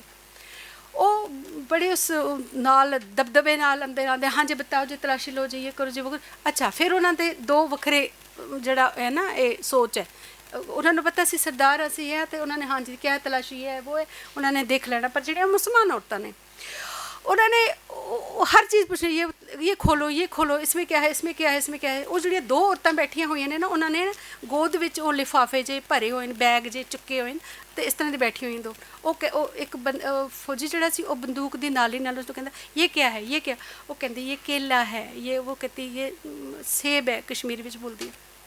ਉਹ ऐसे वो फौजी कि वो नाली वो बंदूक नाल ना उसਨੂੰ टो के उसਨੂੰ ਕਹਿੰਦਾ ये क्या रखा है, ये क्या रखा है। ਹੁਣ मैं ਤੁਹਾਡੇ ਸਾਹਮਣੇ ਕਹਿਣਾ नहीं चाहती, पर क्योंकि लिटरेचर ਦੀ ਆਪਾਂ ਗੱਲ ਕਰ ਰਹੇ ਹਾਂ ਤੇ ਉਹ ਬੰਦੂਕ ਨਾ ਉਸਨੂੰ ਇਸ ਤਰ੍ਹਾਂ ਦੀ ਟੋ ਕੇ ਉਸਨੂੰ ਕਹਿੰਦਾ ये क्या रखा है, ਉਸ ਕਿਉਂਕਿ ਉਹਨੇ ਲਿਫਾਫੇ ਹੱਥ 'ਚ ਪੜੇ ਨੇ।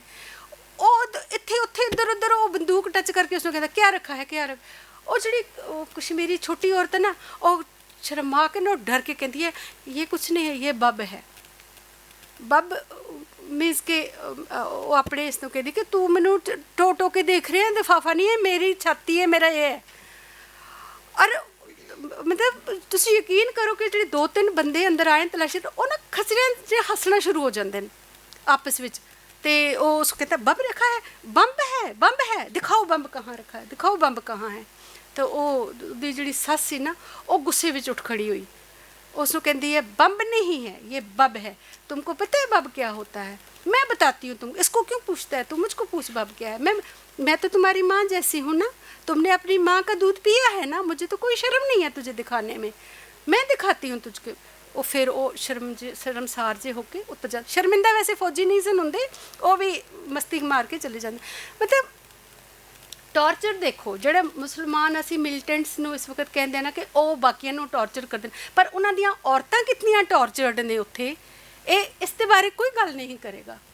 असी उन्हां औरतां नूं टॉर्चर्ड हुंदे, उन्हां दी ह्यूमिलेशन हुंदे देखिया होया है। सो शिकारगाह विच सिर्फ एक मेरे नहीं सी कि एक निक्की है जी सरदार सिख है, सिखां दियां या मिनोरिटीज़ नूं टॉर्चर हुंदा है, जां आपां उत्थे दर्द विच रह रहे हैं, बट मिनोरिटी ही सिर्फ होण दे करके दर्द नहीं है। उत्थे जिहड़ी मेजोरिटी दी औरत है वो कितनी ह्यूमिलेशन, कितना दर्द, कितने तकलीफ विच है, उसका वो दर्द उसके वो मिलीटेंट भरा जां मिलीटेंट पति जां मिलीटेंट जिहड़े वो बंदूकां चक के अपने जहाद लड़ रहे हैं वो नहीं समझणगे। वो औरतां ही समझदियां ने जिहड़ियां उस टॉर्चर विचों निकल रही ने। ये कश्मीर का जिहड़ा दर्द है, ये शिकारगाह का जिहड़ा मेन जिहड़ा सीगा मेरा लिखण दा, इहदे विचों ही मेरे कुछ निकलिया।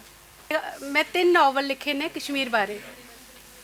मेरिया बहुतियां कहानियां जिहड़ियां ने कश्मीर के कल्चर नाल जुड़ियां होई ने, वख-वख डायमेंशनस नूं लैके। पर मैनूं लगदा कि अगर मैं होर 7 नावल भी लिखां कश्मीर दियां अलग अलग गल्लां नूं लैके, ते ओह उतने ही इंपॉर्टेंट होणगे, क्योंकि कश्मीर विच इन्ना कुछ है अणबयानिया जिहड़ा बयान नहीं होया, जिहड़ा एक्सप्लोर ही नहीं होया। कश्मीर सिर्फ एक खूबसूरत धरती ही नहीं है, कश्मीर विच बहुत कुछ है जिहड़ा कि अपने कश्मीर के जिहड़े पत्थर ने ना, वो भी अपनी कहानी बयान करते हैं। तो मिलिटेंसी बहुत पीक ते सीगी, आप जम्मू आ गए थे, कश्मीर 4-5 साल में जा नहीं सकी। 4-5 साल बाद मैं गई, तो उदों मेरी बेटी जिहड़ी सी वो 8-9 साल दी सी, मैं उसनूं नाल लैके गई। तो जिस तरह की मैं क्या ना, साडा पिंड जिहड़ा है ना बिल्कुल पैराफरी लाइन ते है साडा पिंड, उहदे पिछे जंगल, जिस तरह की ये है ना, ये कमरा आपां सोच लईए, ये सारे जिहड़े ने ना वो पूरे ग्रीन, वो जिहड़े देवदार जंगल जिहड़े ने भरे हुए ग्रीन जंगल ने, उस तरह दी ने। तो मैं अपनी बेटी नूं ना लैके गई, मैं कि चल मैं तेनों अज पिंड दिखाती हाँ। वो बेचारी अजे उसने देखा नहीं सी अपना इस तरह की कश्मीर, तो मैं उसनूं लै गई सी, क्योंकि हुण पहाड़ी ने साडे पिंडां दे नाल ही पहाड़ ने, वड्डे वड्डे जंगल। तो मैं उसनूं लै गई उस पहाड़ी उपर, मैं कि चल मैं तेनों दसदी हाँ इत्थे किन्ने सोहणे जंगल ने, असीं इत्थे तक आंदे हुंदे सां जदों खेडण वास्ते जां इस तरह दी। तो मैं उहदी उंगल फड़ के उपर लै गई पहाड़ी उपर, तो मैं उसनूं कहा, मैं कि देख, और मैं ना वो पत्थर बहुत वड्डे वड्डे पत्थर ने उत्थे, तुहाडे इत्थे ते इस तरह के पत्थर है ही नहीं जिस तरह के कश्मीर दे ने। तो मैं किते ना किते मेरी अपनी क्यूरियोसिटी सी, किते मैं अपनी बेटी नूं दस्सण वास्ते मैं कि देख, इन्हां पत्थरां उपर ना असीं अपने नां लिखदे हुंदे सां जदों, ते जिस लड़की जिस किसी ने कोई जिस तरह की पहले खत सुट देंदे हुंदे सी ना, साडे उत्थे आम तौर ते हुंदी सी कि वो पत्थरां दे उपर नां लिख जांदे हुंदे सी। किसी ने अपना कोई इजहार करना तो उन्हें नां लिख जाना या कुछ वो बना जाना। तो मैं वो ढूंढा, मैं क्या देखो पत्थरां दे उपर अजे तक भी किन्नियां इबारतां होणगियां जिहड़ियां इन्हां पत्थरां दे उपर लिखिया होइयां होणगियां। अजे भी कोई ढूंढेगा ना आ जाके, जिहड़ा कोई 40 साल का भी होएगा ना, वो भी जाके देखेगा कदी मैं इस पत्थर उपर किसी का नां लिखिया सी, ते वो नां अजे तक उत्थे ही होएगा। तो शायद मैं भी कोई अपना पत्थर ढूंढते ढूंढते उपर चली गई, उहदे नाल कि चल बहुत उपर तक आप चल गए, पहाड़ी उपर चढ़ गए। तो मैं उसनों क्या, मैं क्या देख, इत्थों ना अगर असी आवाज़ लगाइए तो सारी इको आती है, अपनी आवाज़ जी वापस परत के आती है। ਤੇ ਕਹਿੰਦੀ ਮੈਨੂੰ ਕਿਸ ਤਰ੍ਹਾਂ ਦੀ 9-10 ਸਾਲ ਦੀ ਸੀ। ਤੇ ਮੈਂ ਸੋਚਿਆ ਮੈਂ ਕਿ ਤੂੰ ਆਵਾਜ਼ ਲਗਾ ਦੇਖ ਕਿਸ ਤਰ੍ਹਾਂ ਦੀ ਆਵਾਜ਼ ਆਏਗੀ। ਪੱਤੀ ਉਹ ਵੱਡੇ ਜਿਹੇ ਪੱਥਰ ਉੱਪਰ ਨਾ ਉਹ ਟਾਈਟੈਨਿਕ ਪੋਜ਼ ਵਿੱਚ ਖੜੀ ਹੋ ਕੇ ਉਹ ਇਸ ਤਰ੍ਹਾਂ ਦੀ ਕਰਨ ਲੱਗੀ, ਮੰਮਾ ਆਈ love you I love you. ਤੇ ਪੂਰੀ ਆਵਾਜ਼ ਉਹਦੀ ਜਿਹੜੀ ਚਾਰੋਂ ਪਾਸੇ ਗੂੰਜਣੀ ਸ਼ੁਰੂ ਹੋ ਗਈ। ਇਹ ਮੈਂ ਹਕੀਕਤ ਦੱਸ ਰਹੀ ਹਾਂ ਤੁਹਾਨੂੰ। ਜਦੋਂ ਉਸਦੀ ਆਵਾਜ਼ ਆਈ ਨਾ ਤਾਂ ਇੰਨੀ ਦੇਰ ਤੱਕ ਉਹ ਤੁਸੀਂ ਦੇਖਿਆ ਹੋਇਆ ਟ੍ਰੈਫਿਕ ਪੁਲਿਸ ਵਾਲੇ ਜਿਹੜੀ ਸੀਟੀਆਂ ਜਿਹੀਆਂ ਮਾਰਦੇ ਹੁੰਦੇ ਨੇ, ਉਹ ਸੀਟੀਆਂ ਇੰਨੀ ਦੇਰ ਤੱਕ ਨਾ ਸਾਰੇ ਪਾਸੇ ਜੰਗਲਾਂ ਵਿੱਚੋਂ ਸੀਟੀਆਂ ਵੱਜਣੀਆਂ ਸ਼ੁਰੂ ਹੋ ਗਈਆਂ। ਤੇ ਮੈਨੂੰ ਲੱਗਾ ਮੈਂ ਕਿ ਕੁਝ ਅਚਾਨਕ ਕੋਈ ਸੀਟੀਆਂ ਦੀ ਆਵਾਜ਼ ਆ ਰਹੀ ਹੈ। ਤੇ ਫਿਰ ਵੀ ਮੈਂ ਇੰਨਾ ਕੁਝ ਧਿਆਨ ਨਹੀਂ ਦਿੱਤਾ ਤੇ ਉਹ ਲੱਗੀ ਹੋਈ ਆਈ ਲਵ ਯੂ ਕਰਨ ਵਾਸਤੇ। ਤੇ ਇੰਨੀ ਦੇਰ ਤੱਕ ਕੀ ਹੋਇਆ ਕਿ ਸੱਜੇ ਪਾਸੇ ਨਾ ਝਾੜੀਆਂ ਦੇ ਵਿੱਚੋਂ ਇੱਕ ਮੁਸਲਮਾਨ ਲੜਕਾ ਆ ਕੇ ਸਾਡੇ ਸਾਹਮਣੇ ਖੜਾ ਹੋ ਗਿਆ। तो मैंने कहता कि आप कौन हो, कहाँ से आए हो, ये वो। तो मैं क्या मैं यहाँ की हूँ। मैं उसमें इतनी ज़्यादा क्योंकि कल ही से मैं क्या मैं कोई चलता फिरता कोई आ गया होएगा, मैं इंटरेस्ट ही नहीं दी उसमें। मैं अपनी बेटी के नाल इतनी देर तक मेरे दूजे पासों में एक लड़का होर आ गया, वो भी इसी तरह की खड़ा होकर खड़ा हो गया आप यहाँ पे क्या कर रहे हो, जिस तरह की नॉर्मली आप गलबात करते हैं। तो तीसरे टाइम तो तीसरा एक लड़का मतलब उन्होंने 3 लड़के जोड़े साढ़े 3 पासे खड़े हो गए। जो 3 खड़े हो गए ना फिर मैंने लगा कि नहीं गड़बड़ है कुछ। मैं देखा उन्होंने वो जो फिरन पाए दे उन्होंने बंदूक जड़िया ने झाक रही ने। मैं क्या तो फड़े गए असी हुण कुछ इत्थों मुश्किल है। और डर तो मैं बहुत मतलब जिस तरह की होंगे ना कि लत्तां असीं कहंदे ना सुन हो जानी है, सुन हो जाने वाली मैनू वो फीलिंग आई कि इत्थों नहीं हुण आपां वापस जाना। तो वो मैनू कहंदे आप कहाँ से आए हो, क्या कर रहे हो यहाँ पर, ये वो। तो मैं डर दे मारे में सोचा मैं कि मैं यहाँ की ही हूँ, ये मेरा गांव है, ये है। मैं उसने बोला ये वो किसके घर आए हुए हो, मैं अपने पापा का नाम दसिया, मैं किस तरह की इतने आए हुए हैं ये वो। तो वो मैंने कहते कि आप यहाँ कैसे आए हो, हमको कैसे पता है, आपको हो सकता है आप मिलिट्री के मुखबर हो, आपको किसी ने भेजा हो यहाँ पे। मैं नहीं ऐसी बात। फिर जब वो मुखबरी ते आ गए ना मैं क्या भाई ये देखो ये जो दूसरे गांव वाला, मैं उसने उसे मुस्तफ़े का नाम बोलिया। मैं क्या जो मुस्तफ़ा है वो मेरे भाई जैसा है, मैं उसके साथ पढ़ी हुई हूँ, उसकी बहन है नसीमा, मैं उसकी दोस्ती हुई है वो। तो वो जब मैं उन्होंने गल्लां करन लगी ना तो उन्होंने विचों एक लड़का ना ऐसे मुझे बोला, कहते आपको पता है मुस्तफ़ा 4 साल पहले मर गया है।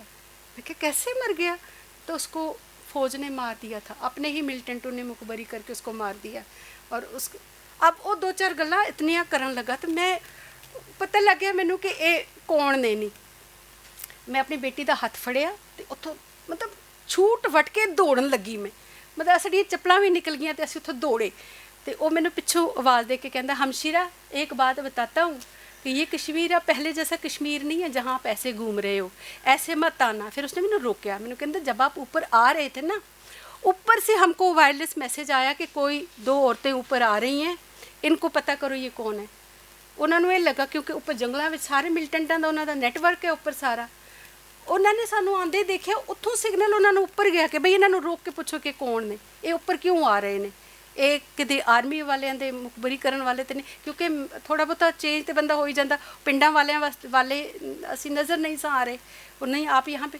अच्छा इतनी देर च की होया कि जिन्नी देर तक वो साडे नाल गलबात करते रहे ना, इन्नी देर तक पिंड विच खबर पुज गई हुई सी।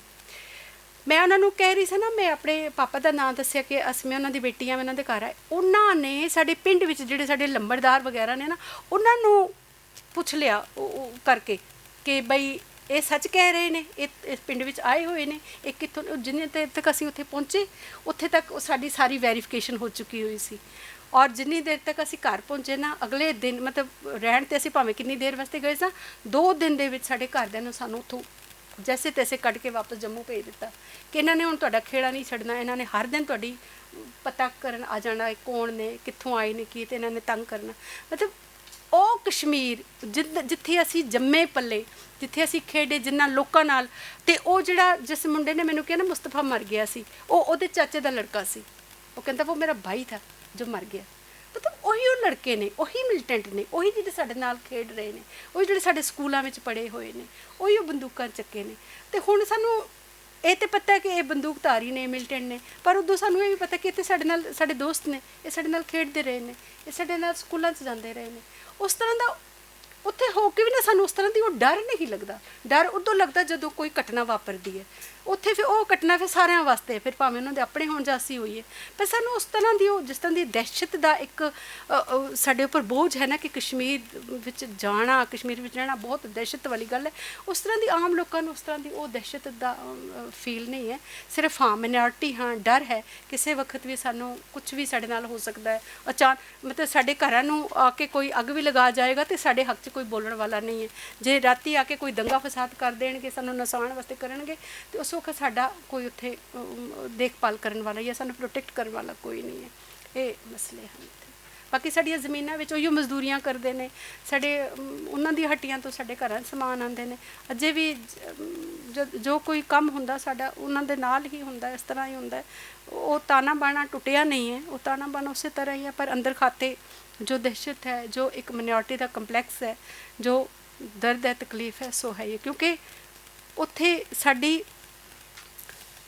ਕੋਈ ਇੱਕ ਪੋਲੀਟੀਕਲ ਸੀਟ ਤੱਕ ਨਹੀਂ ਹੈ, ਕੋਈ MLA ਤੱਕ ਨਹੀਂ ਹੈ ਸਾਡਾ ਸਿੱਖਾਂ ਦਾ। ਕੋਈ ਚਾਹੇ ਇਤਨੀ ਕੋਈ 50-60 ਹਜ਼ਾਰ ਦੀ ਆਬਾਦੀ ਦੇ ਵਿੱਚ ਵੀ ਸਾਡਾ ਕੋਈ MLC, ਕੋਈ MLA ਨਹੀਂ ਹੈ।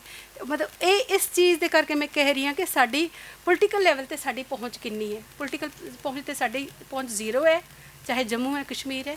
ਲੇਕਿਨ ਉੱਥੇ ਆਪਣੇ ਦਮਖਮ ਨਾਲ ਉਹੀ ਜਿਹੜੀ ਅਸੀਂ ਕਹਿੰਦੇ ਨਾ ਕਿ ਗੁਰੂਆਂ ਦੀ ਇੱਕ ਜਿਹੜੀ ਹੈ ਨਾ ਕਿ ਲੜ ਮਰੂੰ ਤਾਂ ਕਬੂ ਨਾ ਛੱਡੇ ਖੇਤ, ਉਸੇ ਮੰਤਰ ਦੇ ਆਧਾਰ 'ਤੇ ਹੀ ਅਸੀਂ ਉੱਥੇ ਸਰਵਾਈਵ ਕਰ ਰਹੇ ਹਾਂ। ਔਰ ਜਿਹੜਾ ਸਾਡਾ ਜਿਹੜੀ ਤਾਕਤ ਹੈ, ਬਾਕੀ ਹੋਰ ਸਾਨੂੰ ਕਿਸੇ ਤਾਕਤ ਦਾ ਕੋਈ ਸਹਾਰਾ ਨਹੀਂ।